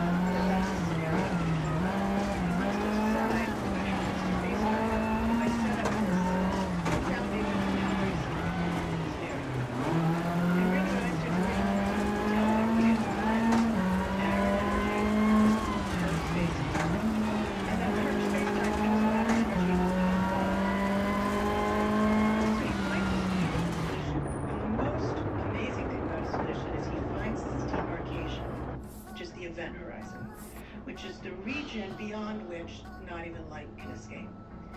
And if you were to ask me today, all these over 100 years later, I would say that is the black hole. The black hole is not the mass crushed to a point. The black hole is the event horizon. The event horizon is really just a point in space-time, or a region in space-time. It's actually, in this case, a surface in space-time. And it marks a separation in events, which is why it's called an event horizon. Everything outside is causally separated from the inside, Well, these two are insofar getting as ready what's to start inside the their event rally horizon here, can't and they will be affect hoping to get this events first stage outside. under their belts. What's outside can affect events inside. I can throw a probe into a black hole and cause something to happen on the inside. But the opposite isn't true. Somebody who fell in can't send a probe out. And this one-way aspect really is what's profound about the black hole. Sometimes we talk about the black holes being nothing because at the event horizon, there's really nothing there. Sometimes when we think about black holes, we want to imagine a really dense, dead star. But if you go up to the event horizon, it's an empty region of space-time. It's more of a place than it is a thing. And Einstein found this fascinating. He helped get the work published, but he really didn't think these would form in nature. I doubt Carl Schwarzschild did either. I think they thought they were solving theoretical, mathematical problems, but not describing this, what turned out to be the end state of gravitational collapse. And maybe the purpose of the thought experiment was to find the limitations of the theory. So you find the most extreme versions in order to understand where it breaks down. Yeah. And it just so happens in this case that might actually predict these extreme kinds of objects. It does both.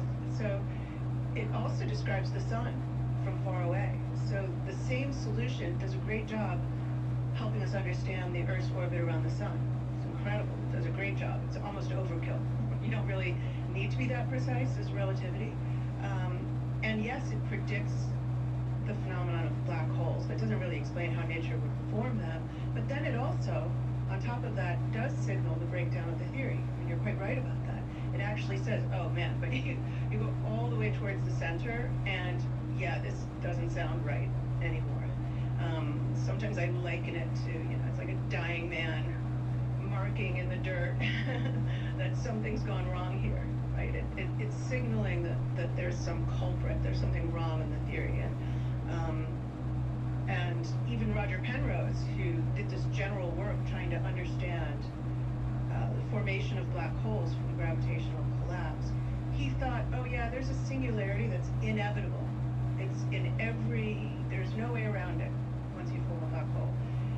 But he said this is probably just a shortcoming of the fact that we've forgotten to include quantum mechanics, and that when we do, we'll understand this differently. So according to him, the closer you get to the singularity, the more quantum mechanics comes into play, and therefore there's no singularity, there's something else. I think everybody would say that. I think everybody would say the closer you get to singularity, for sure you have to include quantum mechanics. You just can't consistently talk about magnifying such small scales, having such enormous ruptures and curvatures and energy scales, and not include quantum mechanics. That's just inconsistent with the world as we understand it. So you've described the brain-breaking idea that a black hole is not so much a super dense matter as it's sometimes described, but it's more akin to a region of space-time, but even more so just nothing. Yeah. It's nothing. That's the thing you seem to like to say. I do like to say that. Black holes are no thing. They're nothing. Okay, so what does that mean? And that's what I mean. That's the more profound aspect of the black hole. So you asked originally, how do they form? And I think that even when you try to form them in messy astrophysical systems, there's still nothing at the end of the day left behind. This was a very big surprise, even though Einstein accepted that this was a true prediction. He didn't think that they'd be made, and it was quite astounding that people like Oppenheimer, actually it's probably Oppenheimer's most important theoretical work, who were thinking about nuclear physics and quantum mechanics, but in the context of these kind of utopian questions. Why do stars shine? Why is the sun radiant and hot? And this amazing source of light. And it was people like Oppenheimer who began to ask the question, well, could stars collapse to form black holes? Could they become so dense that eventually not even light would escape? And that's why I think people think that black holes are these dense objects. That's often how it's described. But actually what happens, these very massive stars, they're burning thermonuclear fuel. You know, they're earthfuls of thermonuclear fuel they're burning. And emitting energy in E equals mc squared energy. So it's fusing, it's a fusion bomb. It's a constantly going thermonuclear bomb. And eventually it's going to run out of fuel. It's going to run out of hydrogen, helium, stuff to fuse. It hits an iron core. Iron, to go past iron with fusion, is actually energetically expensive. So it's no longer going to do that so easily. So suddenly it's run out of fuel. And if the star is very, very, very massive, much more massive than our sun, maybe 20, 30 times the mass of our sun, it'll collapse under its own weight. And that collapse is incredibly fast and dramatic, and it creates a shock wave. So that's the supernova explosion. So a lot of these, they rebound because once they crunch, they've reached a new critical capacity where they can reignite to higher elements, heavier elements, and that sets off a bomb, essentially. So stars, hopefully, because that's why you and I are here, because stars send their material back out into space, and you and I get to use good stuff around the hydrogen. So the sun's doing that. And then what's that?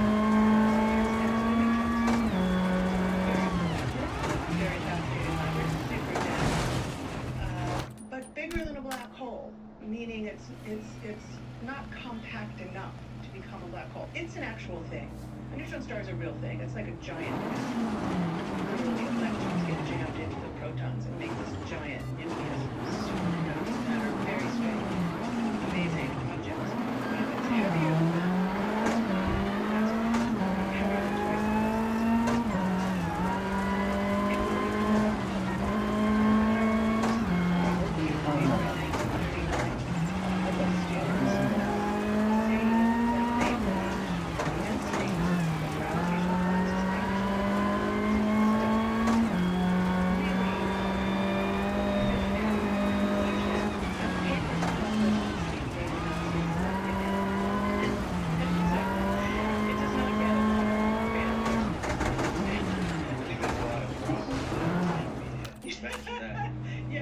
Here's a guy who predicts how actually in nature would be the formation of this most radical object that broke even Einstein's brain, while one of the most evil, if not the most evil humans in history is starting on the first steps of a global war. What I also love about that lesson is how agnostic science is. Because he was asking these utopian questions, as were other people at the time, about the nuclear physics of stars. You might know this play, Copenhagen, by Michael Frayn. There's this line that he attributes to Bohr. Bohr was the great thinker of early foundations of quantum mechanics, Danish physicist, where Bohr says to his wife, nobody's thought of a way to kill people using quantum mechanics. Now, of course, then there's the nuclear bomb. And what I love about this was the pressure scientists were under to do something with nuclear physics.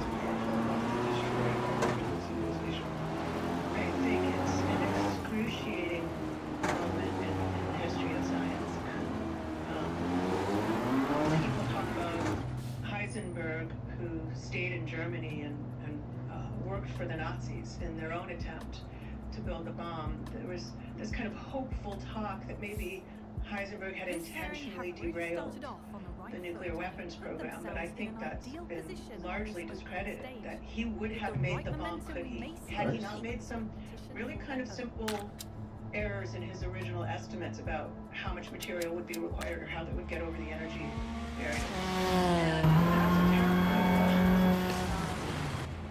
I don't know that any of us put ourselves in that position of imagining that we're faced with that quandary, having to take the initiative to participate and thinking of a way that we're going to get it. And then making the bomb. I think overwhelmingly the people that we should not continue the weapons. Very few theoretical physicists want to see this continue. History. Soviet Union Nazi Germany had a great scientist. The United States had a great scientist. And it's very easy to imagine that would have created the bomb first, not the United States. Yes. And how different would the world be if you agree with that? I think say probably the United States, if the Soviet Union had the bomb,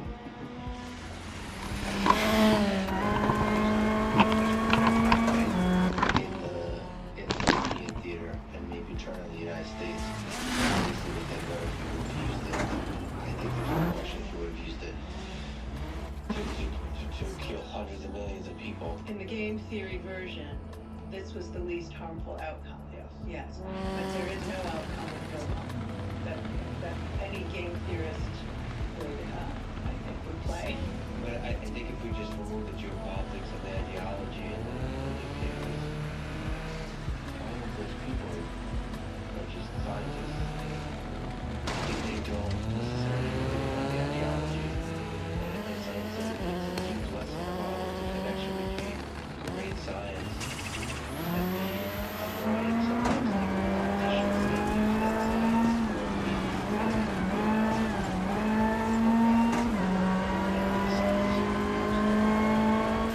do they even have control of how that started? Control, right. Once it's made, it's no longer scientific.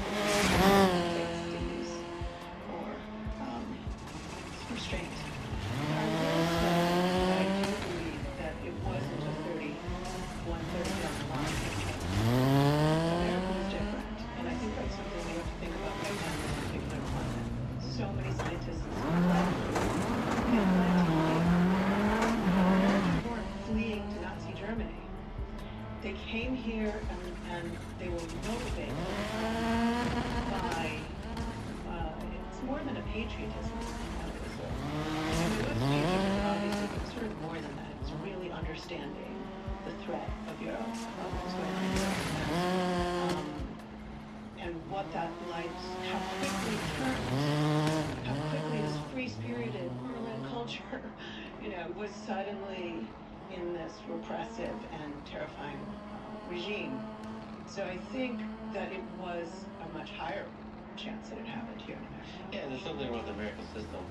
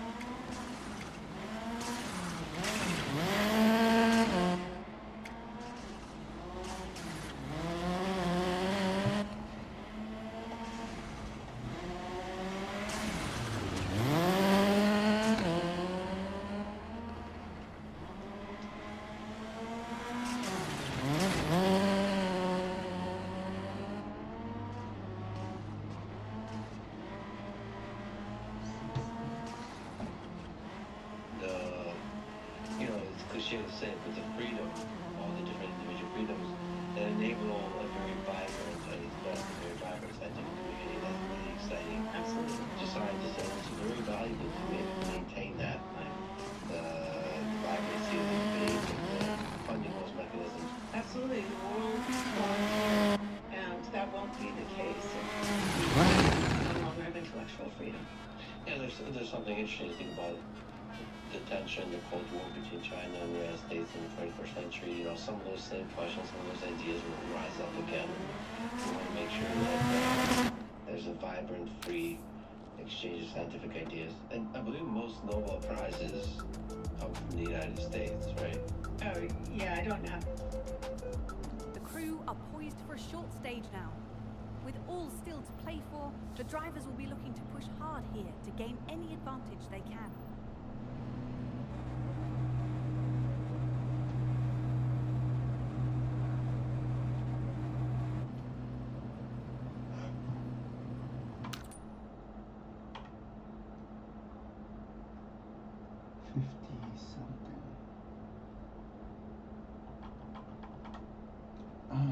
This one.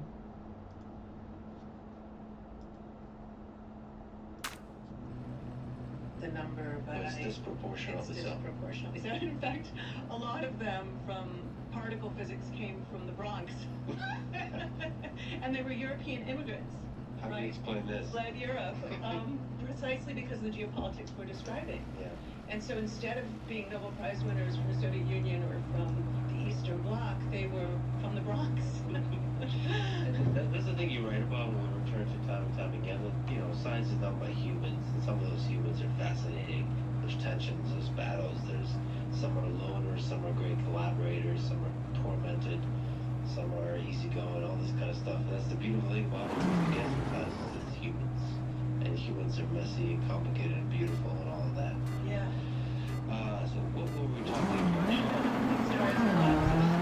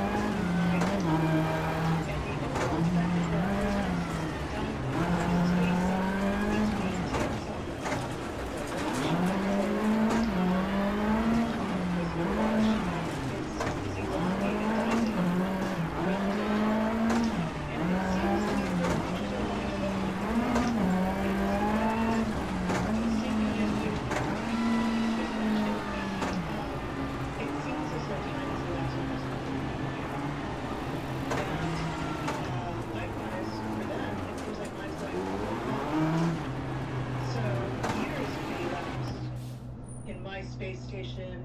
My plants come and go, they die, I age faster, I've got gray hair. And they're flying in and it's been minutes. A tricky stage sees in our their frame leaders of reference. themselves clear of second place. Flowers in their little rocket ship haven't rotted. They don't have gray hair. Their biological clocks have slowed down relative to ours. Eventually, at the event horizon, it's so extreme, it's so slow, it's as though the clocks are so together, from my point of view. And that's to say that it's as though... And this is connected with the idea that inside the black hole, so I might see them hover there for millennia. Other astronauts could be born on my space station. Generations could be populated there watching this poor astronaut. So basically,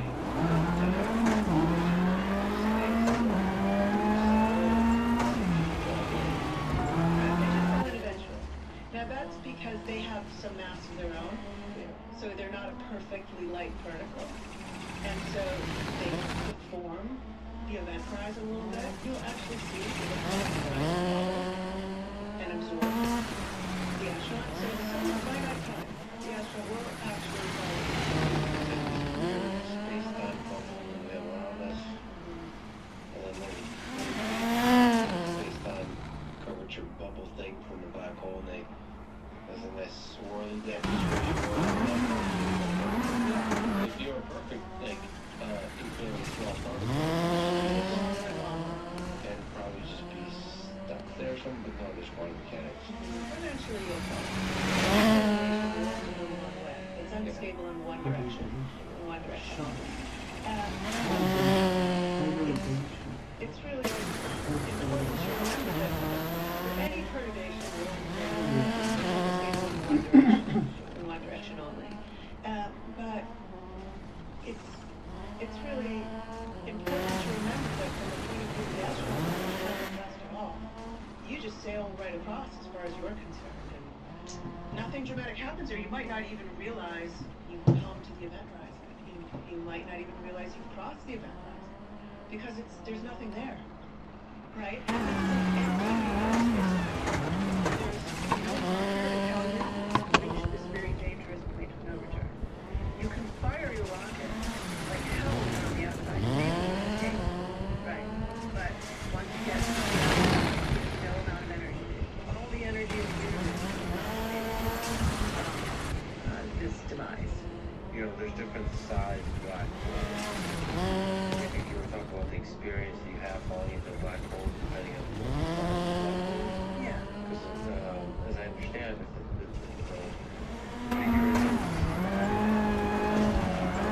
the less drastic the experience of falling into it. Yeah, that might surprise people. The bigger it is, the less noticeable it is that you've crossed the event horizon. And what I mean by it is curvature. So if I'm standing on a mountain where I'm balancing on a curved surface, my 2 feet are in different locations, and I really notice. But on the Earth, you actually have to be kind of clever to deduce that the Earth is curved. The bigger the planet, the less you're going to notice the curvature, the global curvature. And it's the same thing with a black hole. A huge, huge black hole, it just kind of feels like just flat. You don't really notice. I'm trying to figure out how the physics, because if you don't notice... And there's nothing there. But the physics is weird. In your frame of reference. No. Well, so another cool thing, so I'd like to dispel myths. Yeah. Do you need a minute? You're holding your head. There's a sense like you should be able to know when you're inside of a black hole, when you've crossed the event horizon. But no, from your frame of reference, you might not be able to know. Yeah, at first, at least, you might not realize what's happened. There are some hints. For instance, black holes are dark from the outside, but they're not necessarily dark on the inside. So this is a kind of fascinating, that your experience could be that it's quite bright inside the black hole, because all the light from the galaxy can be shining in behind you, and it's focusing down, because you're all approaching this really focused The last region stage in the before interior. service, and this And crew so will be you looking actually to see keep a it bright smooth and steady white to flash keep of their light time down. as you approach the singularity. I kind of I joke that it's it's like a near-death experience. You see the light at the end of the tunnel, so you would see millennia past the Earth. You can see the evolution of the entire galaxy. It's a near-death experience, but it's definitely a total death experience. It goes pretty fast, but you looking how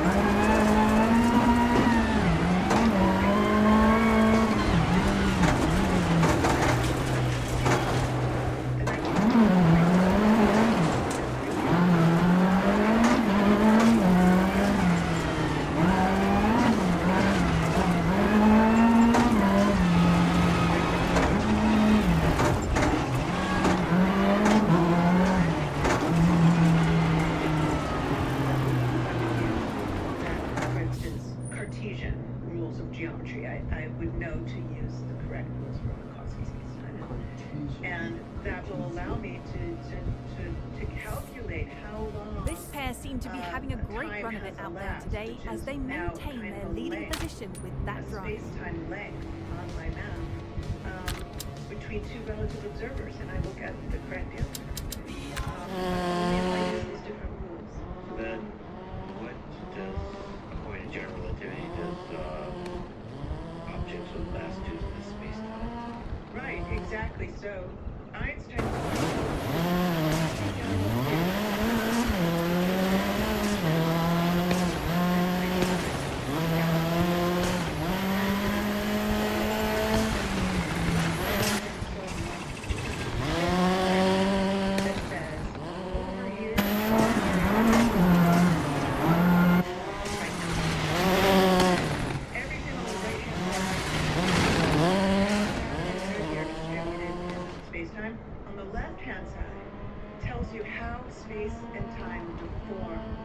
In response to that matter and energy. And it can be impossible to solve some of those equations. Very elegant, simple solution. Like agreed. But Einstein didn't go through and try to find all the solutions. He shared this and then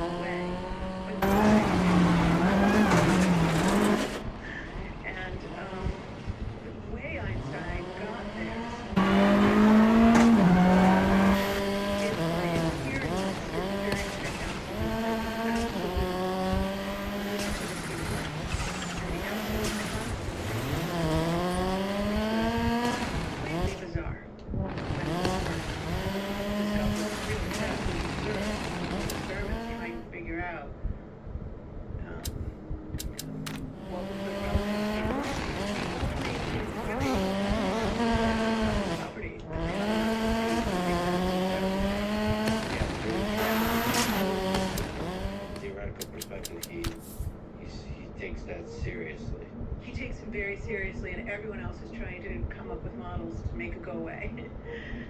To make the speed of light be a little bit more reasonable, like everything else in the universe.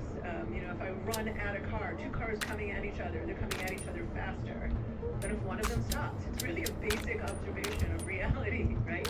Here, this is saying that if I'm racing at a light beam, and you're standing still relative to the source, I'm not understanding the exact speed of light. Very strange. And he gets to relativity by saying, well, what's speed? Speed is distance in space over time. It's how far you travel. It's the space you travel in a certain duration of time. And he said, well, I bet something must be wrong then with space and time. So this is an enormous leap. He's willing to give up the absolute character of space and time in favor of keeping the speed of light constant. How was he able to intuit a world of curved space-time?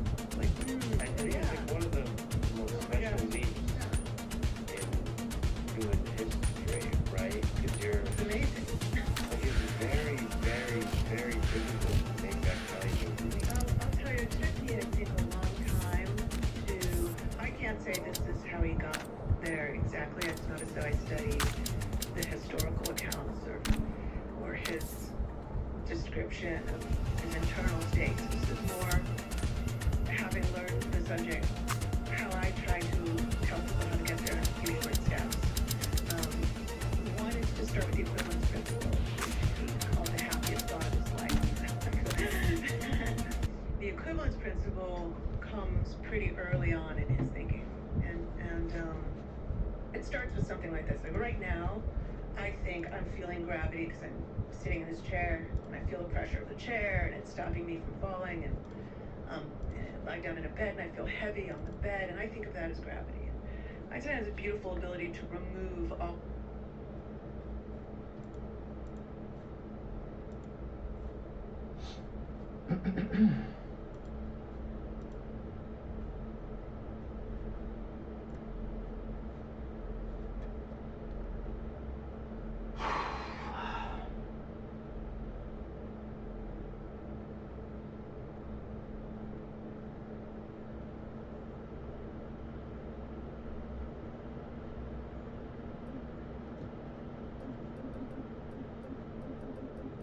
free room.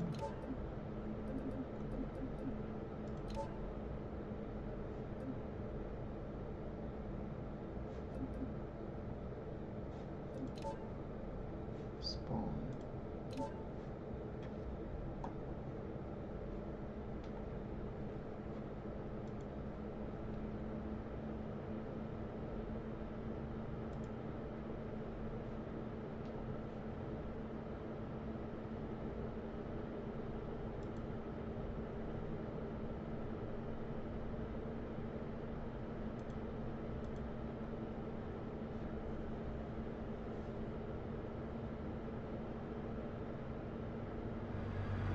Whoa. Okay, there we go.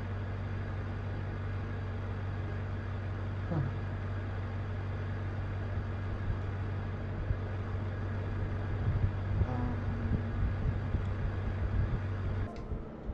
Echo output.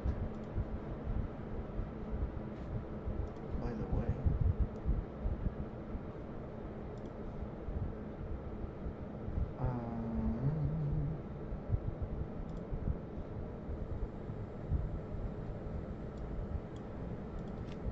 So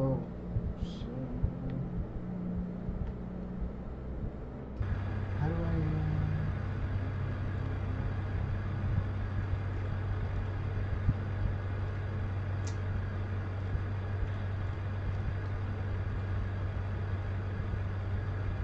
control that? Look.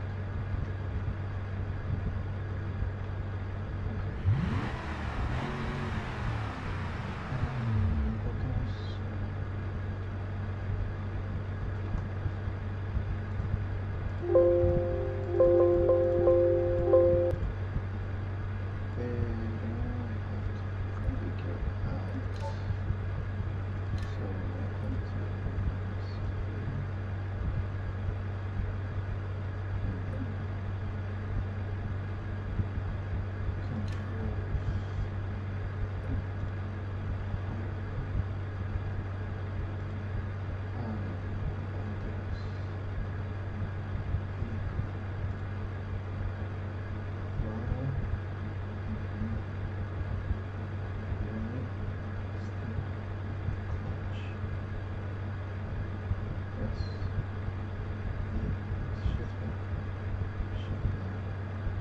What's B?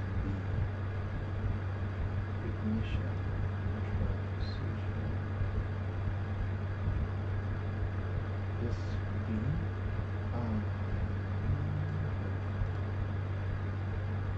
How the fuck do I... Can I see?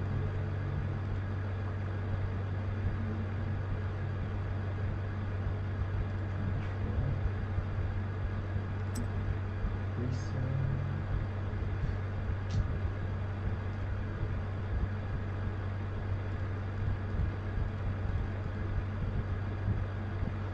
Shift up, shift down. Okay. Let's just,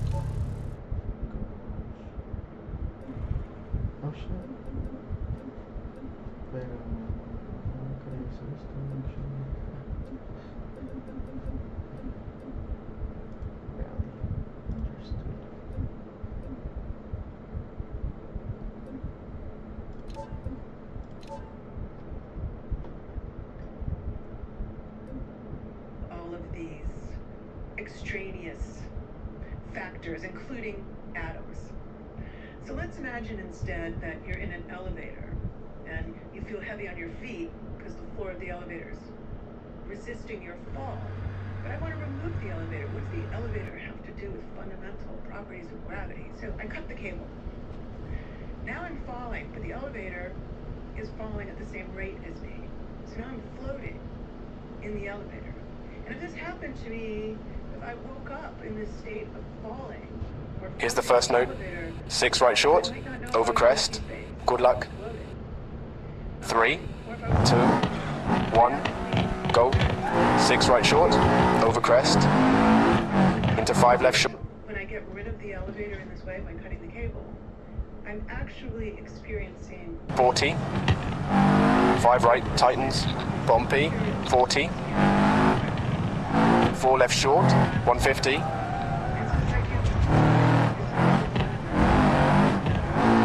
Caution, 5 left short, 150.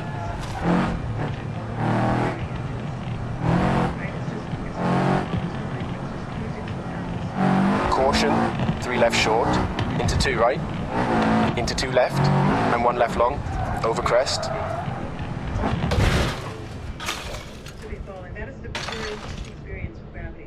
The experience of gravity, unfettered, uninterrupted by atoms, is... The first note is 6 right short, over crest, good luck. 3, 2, 1, go.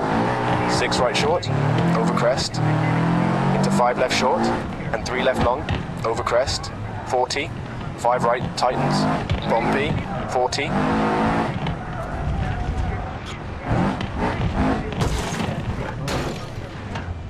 Because I could take... 4 left short, 150. Caution, 5 left short, 150. Caution, 3 left short, into 2 right,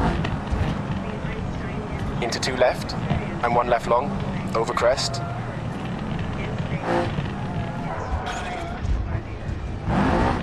Earth's mass and shape, curves of space, and then those...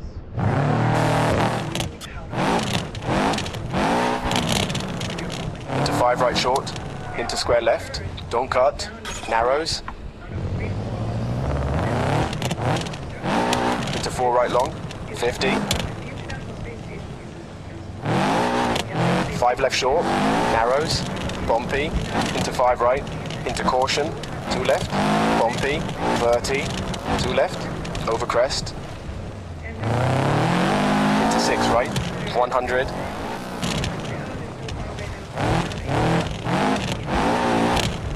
Caution, 2 right, opens, into 2 right, tightens, 40.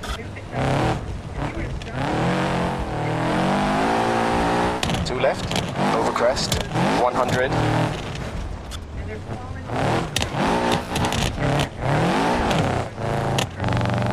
6 right, into 4 left, and crest, 30, over crest, 90.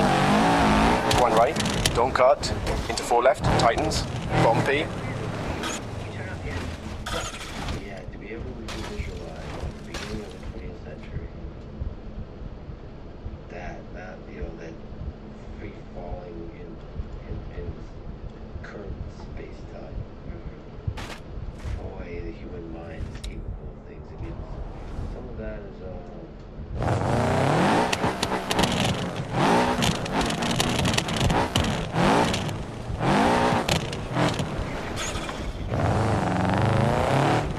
Caution, 3 right, 40. 5,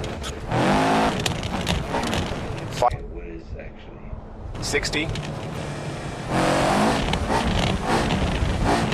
Double caution, 1 right long. Into 3 left, don't cut, and flat right, narrows, and 6 left, over jump.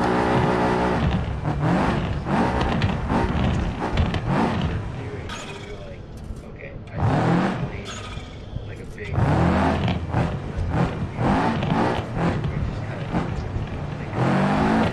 And flat right, bumpy, 100.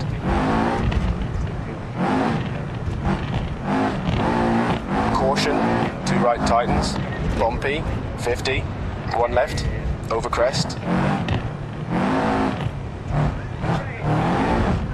Into 4 right, into 2 right, square left, into flat right, into 2 left, 30, caution, 3 right, 70.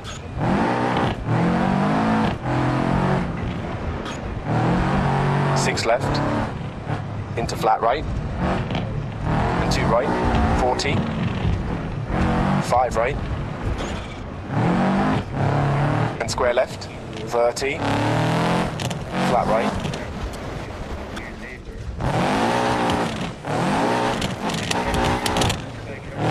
5 left, into caution, 1 right, 30, 1 left, and 1 right, and 1 left long, don't cut, 80,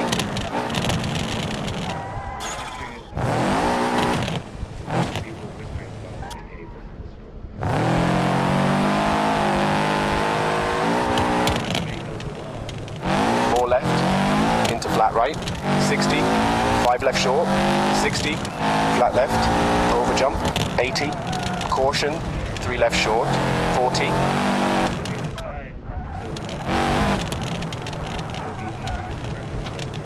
flat right, 90, 5 right, into 6 left, 150,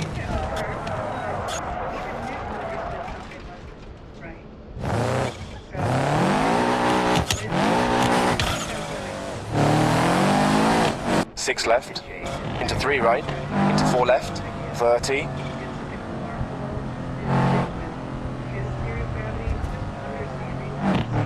flat left, 80, over finish, 40, 6 right, 50, 5 left, narrows, good job, stop at stop control,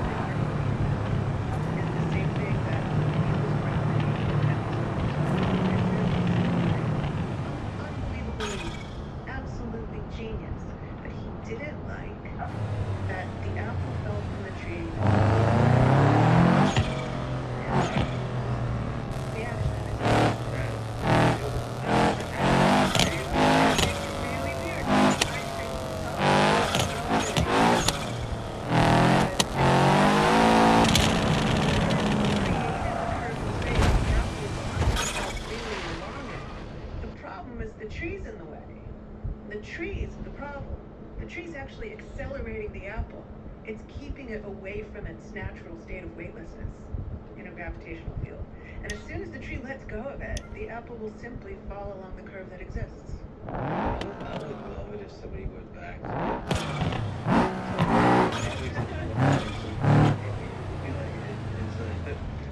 Gravity is just curvature in space-time, man. I wonder if you...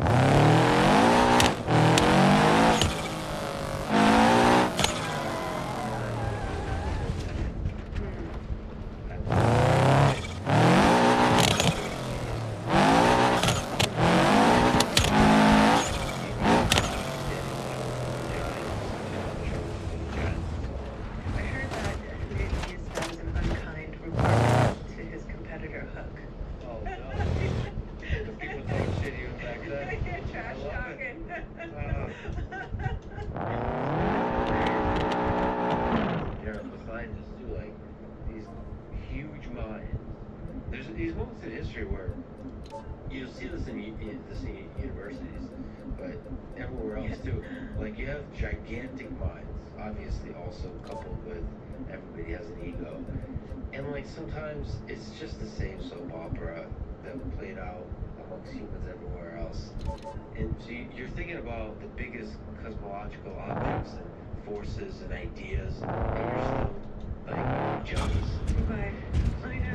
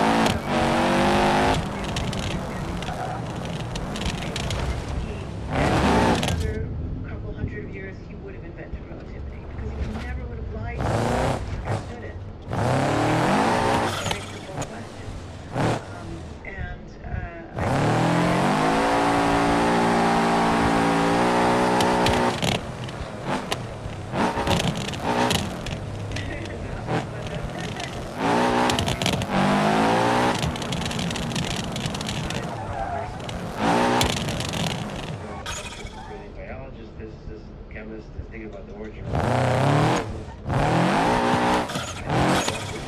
know how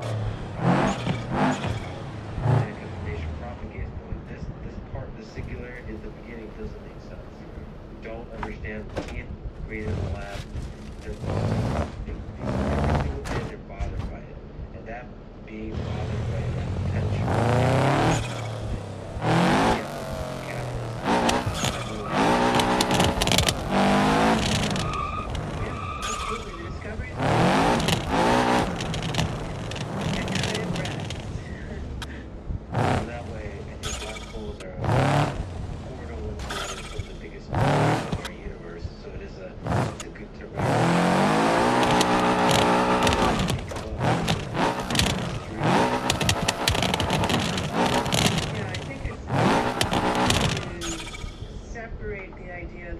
Astrophysical states that become black holes from being synonymous with black holes. Because black holes are kind of this larger idea, and they might have been made primordially when the Big Bang happened. There's something flawless about black holes that makes them fundamental, like anything else. So they're flawless in the sense that you can completely understand by looking at distance, electric charge, its mass, and its spin. And every particle with that charge, mass, and spin is identical. I recognize it. It has this little feature, and that's right now it's mine. They're featureless. They, you could put Mount Everest, a black hole, and shake it off in these gravitational waves. It will radiate away until it settles down to be a perfect black hole again. So there's something about them that is unlike, and another reason why I don't like to call them objects in a traditional sense, unlike anything else in the universe that's macroscopic. It's kind of a little bit more like a fundamental.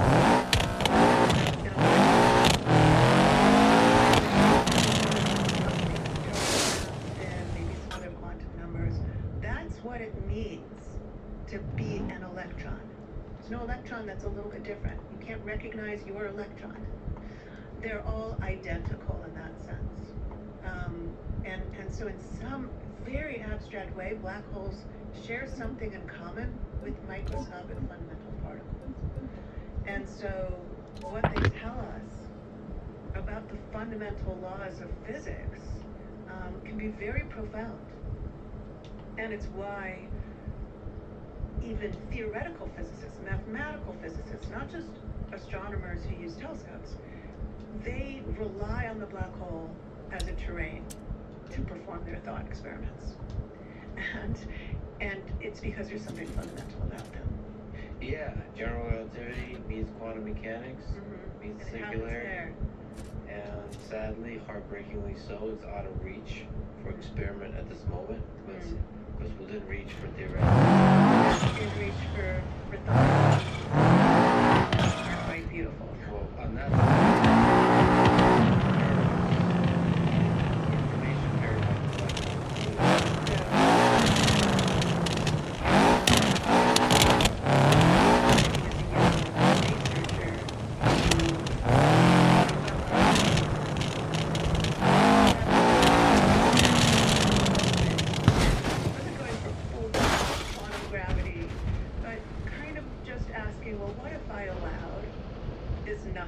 this vacuum, this empty space around it. What if I allowed it to ordinary properties, just a little tiny bit, nothing dramatic. Don't go crazy, And one of the properties of the vacuum that is intriguing is this idea that you can never see the vacuums actually completely empty.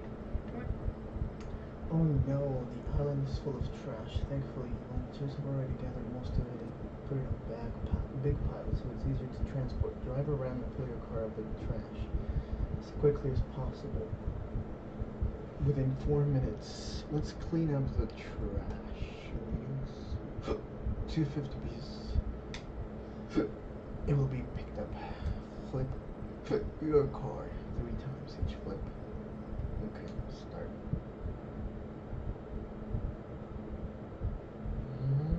talked about Heisenberg, but the Heisenberg uncertainty principle really kicked off a lot of quantum mechanical thinking. It says that you can never exactly know a particle's position simultaneously with its motion, with its momentum. You can know one or the other pretty precisely, but not both precisely.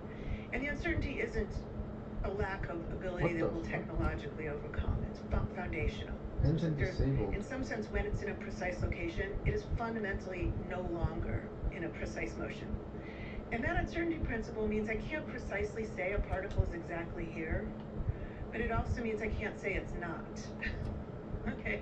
And so it led to this idea that what do I mean by a vacuum? Because I can't 100% precisely know. In fact, there's not really meaningful to say that there's zero particles here. And so what you can say, however, is you can say, well, maybe particles kind of froth around in this seething quantum sea of the vacuum. Maybe two particles come into existence and they're entangled in such a way that they cancel out each other's properties. So they have the properties of the vacuum. You know, they don't destroy the kind of properties of the vacuum because they cancel out each other's spin, maybe each other's charge, maybe things like that. But they kind of froth around. They come, they go, they come, they go. And that's what we really think is the best that empty space can do in a quantum mechanical universe. Now, if you add an event horizon, which, as we said, is really fundamentally what a black hole is, that's the most important feature of a black hole. The event horizon, if the particles are created slightly on either side of that event horizon, now you have a real problem. Now the pair has been separated by this event horizon. Now they can both fall in, that's okay. But if one falls in and the other doesn't, it's stuck. It can't go back into the vacuum because now it has a charge, or it has a spin, or it has something that's no longer the property of that vacuum it came from. It needs its pair to disappear. Now it's stuck, it exists. It's like you've made it real. So in a sense, the black hole steals one of these virtual particles and forces the other to live. How the fuck? And if it'll escape, radiate out to infinity, and look like, to an observer far away, that the black hole has actually radiated a particle. And the particle did not emanate from inside. It came from the vacuum. It stole it from empty space, from the nothingness that is the black hole. Now, the reason why this is very tricky is because in the process, because of this separation on either side of the event horizon, the particle it absorbs, it has to do with the switching of space and time that we talked about, but the particle it absorbs, well, from the outside, you might say, oh, it had negative momentum, it was falling in. From the inside, you say, well, this is actually motion in time. This is energy. It's negative energy. And as it absorbs negative energy, its mass goes down. The black hole gets a little lighter. And as it continues to do this, the black hole really begins to evaporate. It does more than just radiate, it evaporates away. And it's intriguing because Hawking said, look, this is going to look thermal, meaning featureless. It's going to have no information in it. It's going to be the most informationless possibility you could possibly come up with when you're radiating particles. It's just going to look like a thermal distribution of particles, like a hot body. And the temperature is going to only tell you about the mass, which you can tell from outside the black hole anyway. You know the mass of the black hole from the outside.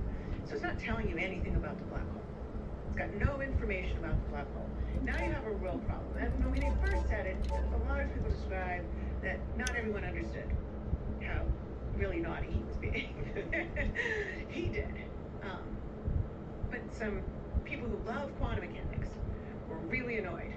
Okay, people like Lenny Susskind, Gerard Tuft, Nobel Prize winner, they were mad because it suggested something was fundamentally wrong with quantum mechanics, if it was right.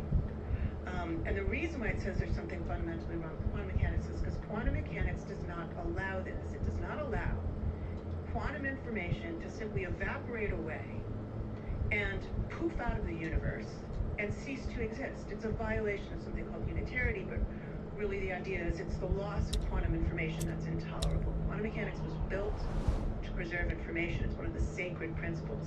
That's sacred as conservation of energy. In this example, more sacred. because you can violate conservation of energy with Heisenberg's uncertainty principle a little tiny bit. But so sacred that it created what became coined as the black hole wars, where people were saying, look, general relativity is wrong, it's wrong with our thinking about the event horizon, or quantum mechanics isn't what we think it is, but the two are not getting along anymore. And just to tell you how dramatic it is, so the temperature goes down with the mass of the black hole, heavier a black hole, the cooler it is, so we don't see black holes evaporate, they're way too big.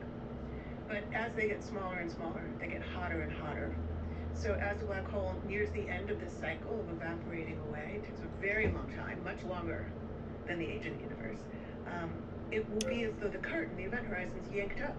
Like it'll literally explode away. Just boom. And the event horizon, in principle, would be yanked up. Everything's gone. All that information that went into the black hole, all that sacred quantum stuff, gone. Poof.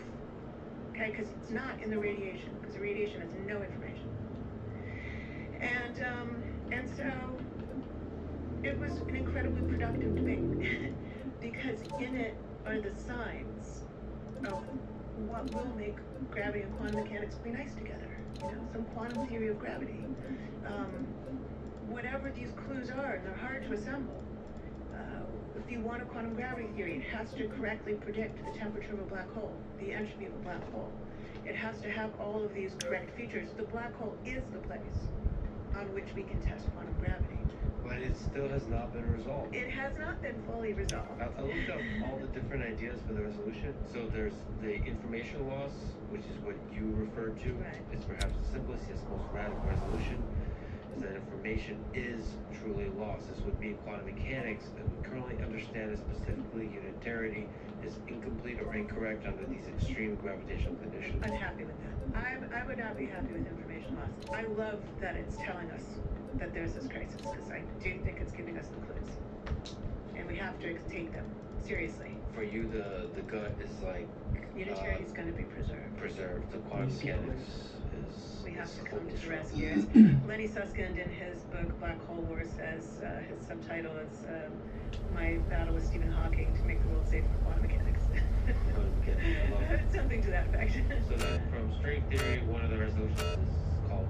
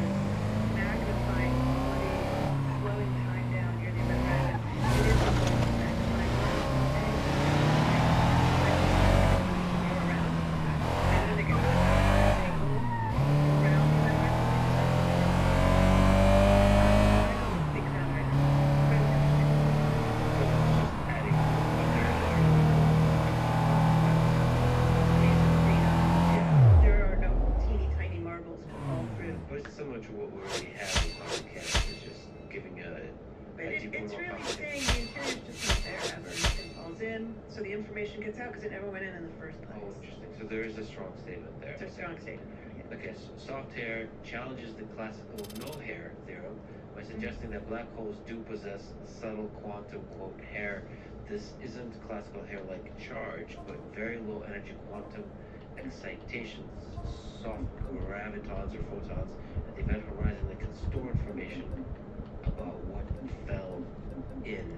Worth trying, but I also don't think that that's the case. So the no hair theorems are formal proofs that the black hole is this featureless, perfect fundamental particle that we talked about. That all you can ever tell about the black hole is its electrical charge, its mass, and its spin. And that it cannot possess other features. It has no hair, is one way of describing it. And that those are proven mathematical proofs in the context of general relativity. So the idea is, well, therefore I can know nothing about what goes into the black hole, so the information is lost. But if they could have hair, I could say that's my black hole, because it'd have features that I could distinguish, and it could encode the information that went in this way. And the event horizon isn't so serious, isn't such a stark demarcation between events inside and outside, and where I can't know what happened inside or outside. I don't think that's the resolution either, but it was worth a try. Okay, the pros and cons of that one. The pros, it works within the framework of quantum field theory and curved space-time, potentially requiring less radical modifications than fuzzballs or information loss. Recent work by Hawking, Perry, strongly revitalized this idea. The cons is that the precise mechanism by which information is encoded and transferred to the radiation is still debated and technically challenging to work out fully, and indeed, it needs to store a vast amount of information. Okay, another one, this is a weird one, boy, is ER equals EPR. This is probably it then. Oh boy. So ER equals EPR is Einstein-Rosen bridge equals Einstein-Podolsky-Rosen bridge posits a deep connection between quantum entanglement and space-time geometry, specifically Einstein-Rosen bridge, commonly known as wormholes. It suggests that entangled particles are connected by a non-traversable wormhole, so tiny wormholes connected. Okay. I can say that this is not a situation where we can follow the chalk. We can't start at the beginning and calculate to the end. So it's still a conjecture. I think it's very profound. I kind of imagine Juan Maldacena, who's part of this, with Lenny Susskind. They were kind of like, it's like ER equals EPR. They couldn't even formulate it properly. It was like an intuition that they had kind of landed on and now are trying to formalize. But to take a step back, The first node is 5 left, 70, good luck. 3, 2, 1, go. 5 left, 70. 3 left long, 50. 4 right short, 60.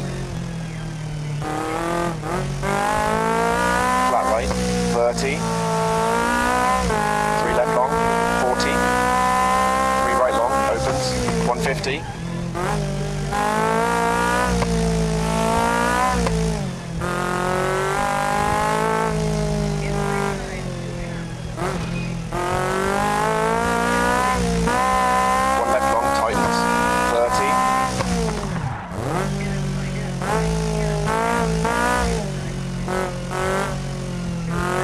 Left short, 90. Caution, 5 right long tightens, over crest, and 4 left long opens, 100.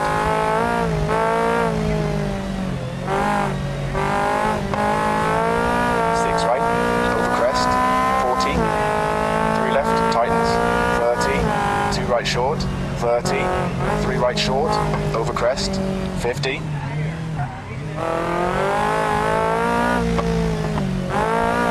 6 left, into 3 right, 30, 4 left, over bump, 60, 4 left short, over bump, 3 right short, opens, 80. Flat left, into 4 right, 80. 6 left, over crest, and 1 right long tightens, 50. 4 right short, 70.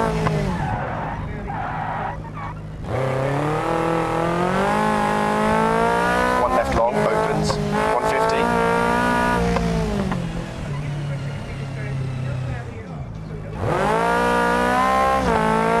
1 right, opens, 40. Flat left.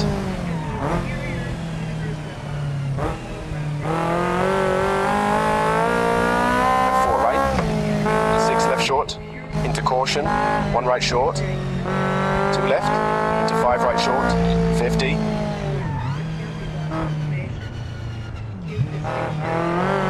left, into 4 right short, into 2 left, over crest, 50. 1 right, opens. Into 5 left, tightens, over bump, 5 right, bumpy, 30. 2 left extra long, opens, 40.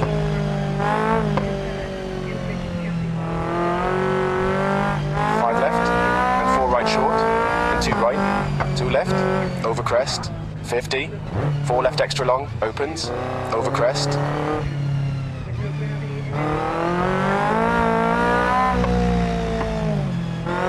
And 2 right, 40, 4 left long, opens, over crest, 30. Flat right, over crest, 70. 4 right long, 30. 3 left extra long, opens, 100. 3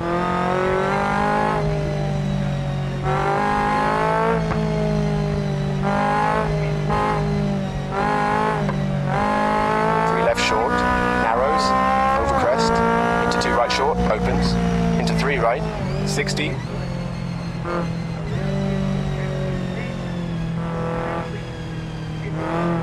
Flat right, 40, 4 right short, 3 left short, into 4 right short, into 3 left short, over crest, 40, 2 left, opens, 30, caution, 5 right, tightens, and 6 left short, and 3 left long, opens, into 5 left, and 2 left short, and 5 left short, 1 right long, opens, 30, flat right, over crest,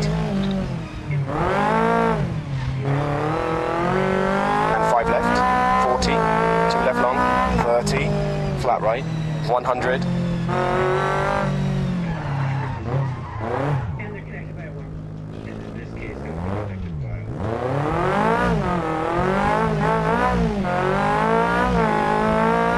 Flat left, 30, 5 right, 50, 2 left, into 6 right, opens, 40.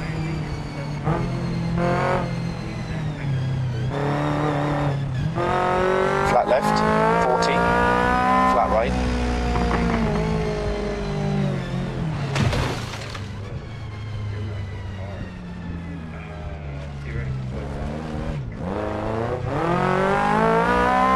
And 6 left, 5 right short, 100. 5 right, 150. 4 left, don't cut, 30. 3 right short, tightens, narrows, over finish, 30. 5 left. preserve unitarity and avoid information loss. They argue structure requires the event horizon allowed to be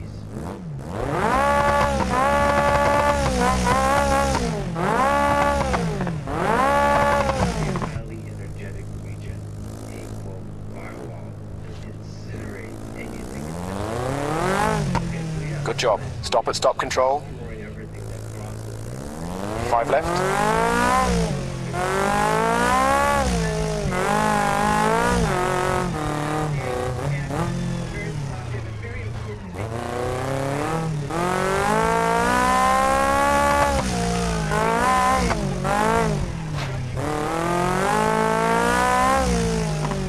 Evaporation process is even worse than what you thought previously. It's so bad that I can't kind of duality idea or complementarity idea that, oh, well, maybe one person thinks they fell in, one person thinks they never fell in, and that's okay. You know, no big deal. They sort of exposed flaws in these kind of approaches, and it actually reinvigorated the campaign to find a solution.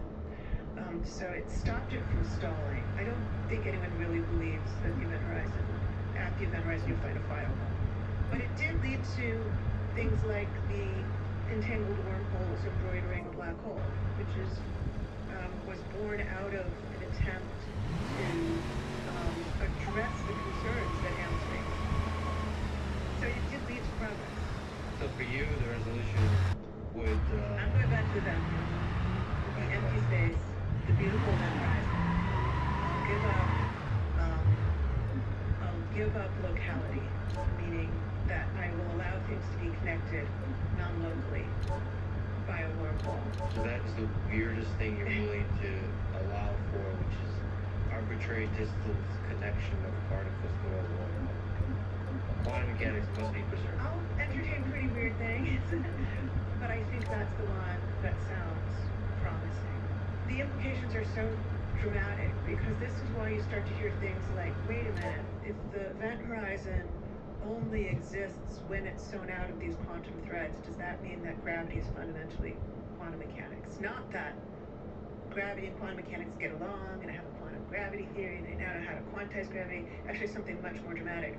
Gravity is just kind of emerging from this quantum description that gravity isn't fundamental. And what is the only thing that we have when we go rock bottom, when we go deeper and deeper, smaller and smaller, is quantum mechanics. So all of this, like space-time looks nice and smooth and continuous, but if I look at the quantum realm, I'll see everything sewn together out of quantum threads. And that space-time is not a smooth continuum all the way down. Now people already thought that, but they thought it kind of came in chunks of space-time. Instead, maybe it's just quantum mechanics all the way down. Quantum threads, so these entangled particles connected by wormholes. Yeah. So that's how would you even visualize a black hole that way? So it's all, I mean, it's all sort of from our perspective in terms of detecting things, the light going in, it's all still the same. But when you zoom in a lot. When you zoom in a lot to the quantum mechanical scale at which you're seeing the Hawking radiation, you would be noticing that there's some entanglement between the radiation that I could not explain before and the interior of the black hole. So it's now no longer a perfectly thermal spectrum with no features that only depends on the mass. It actually has a way to have an imprint of the information interior to the black hole in the particles that escape. And so now, in principle, I could sit there for a very long time if I came along to the age of the universe and collect all the Hawking radiation and see that it actually had details in it that are going to explain to me what was interior of the black hole, so the information is no longer lost. So information is not being destroyed, so in theory you should be able to get information. Now I can't do that any more than I can recover the words on that piece of paper once it's been burned, but that's a practical limitation of it. It's just too hard. When I burn a piece of paper, technically the information is all there somewhere. So burn the molecule, ink molecule, but in principle, if I had to the age of the universe, I could probably reconstruct. I should be able to, in principle, reconstruct a piece of paper and all the words on it.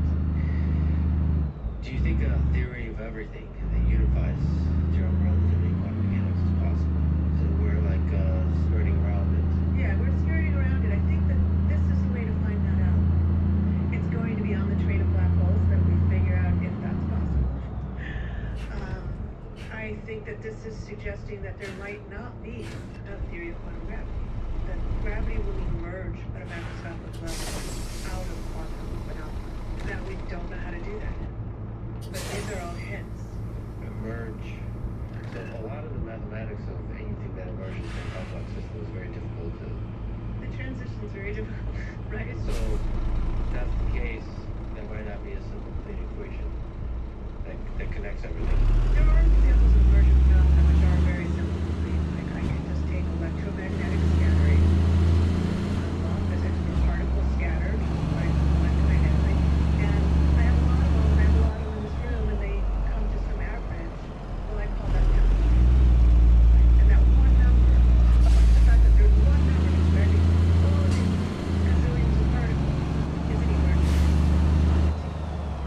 There's no particle that carries around this fundamental property called temperature. It emerges from the collective behavior of fundamental particles. In some sense, temperature is not a fundamental quantity. It's not a fundamental law of nature, right? It's just what happens from the collective behavior. And that's what we'd be saying. We'd be saying, oh, this emerges from the collective behavior of lots.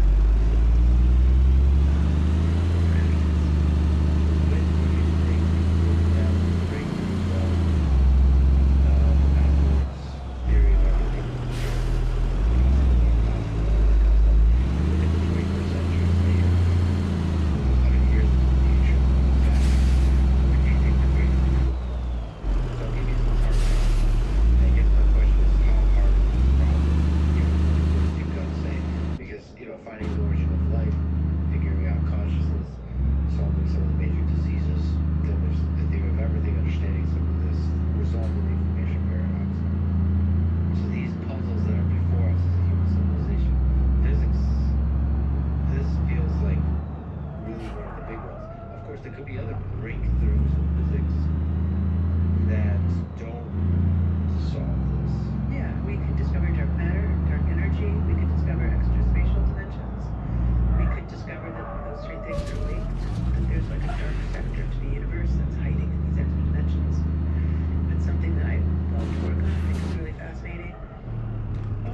would also be clues about this question, but they wouldn't solve this problem.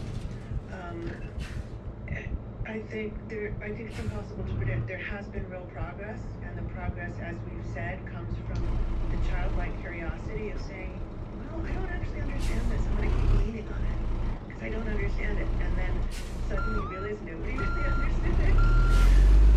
So I don't know. Do I think it's a harder problem than the problem of the origin of life? I think it's technically a harder problem, but I don't know. Maybe the breakthrough. So you mentioned discovering extra dimensions. What do you mean? What could that possibly mean? We know that there are 3 spatial dimensions. We like to talk about timeless dimension. We can argue about whether that's the right thing to do. But we don't know why there are only 3. It very well could be that there are extra spatial dimensions. There's like a little origami of these tightly woven dimensions. Not all the models require that they're small, but most do.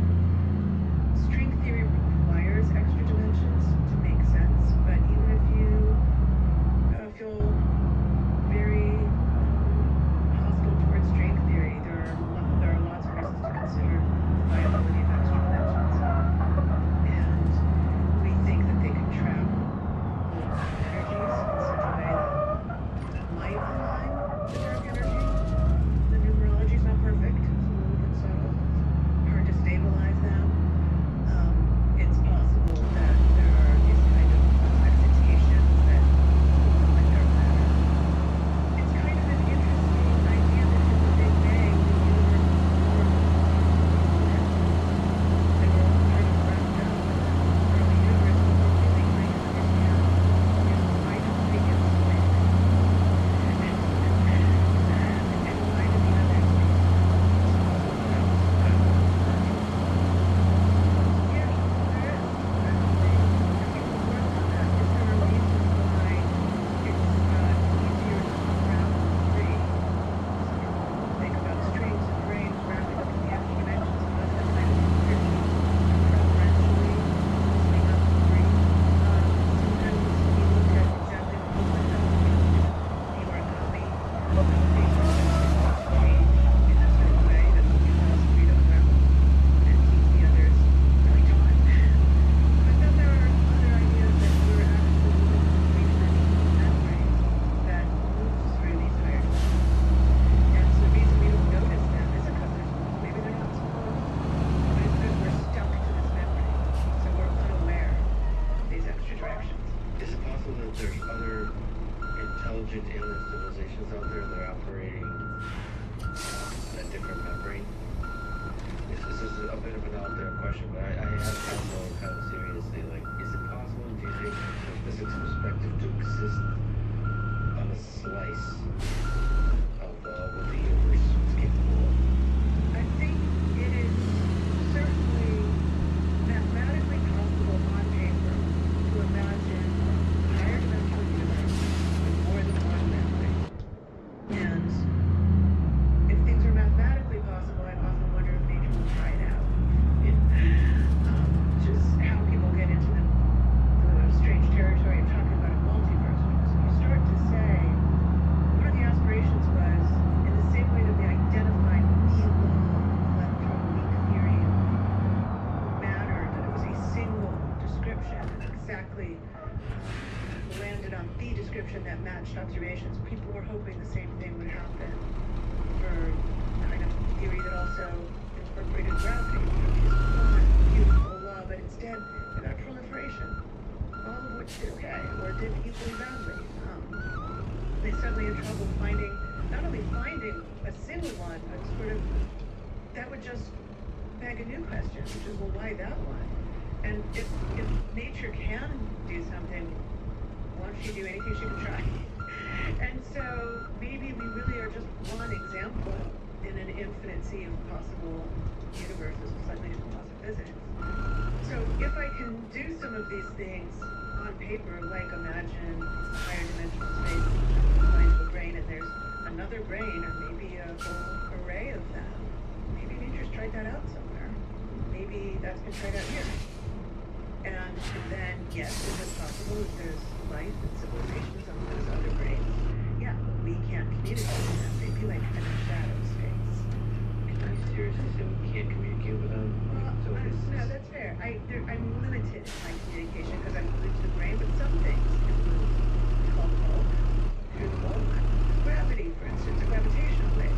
So I could design a gravitational communication system, and I could send gravitational waves through the bulk. And how SETI's doing with light into space, I could send signals into the bulk, telling them where we are and what we do, singing songs. I think gravitational waves is very expensive. Very expensive, very hard to localize. It can be long wavelengths. Very hard to do. A lot of energy to go out. So is it possible that the membranes are quote-unquote hairy in other ways? Like some kind of weird... It is possible that there's other things that live in the bulk. Yeah, I mean, last night I was calculating away, looking at something that lives in the bulk. Okay, this is not... So, I mean, okay, can we take a little bit more serious about when I look out there,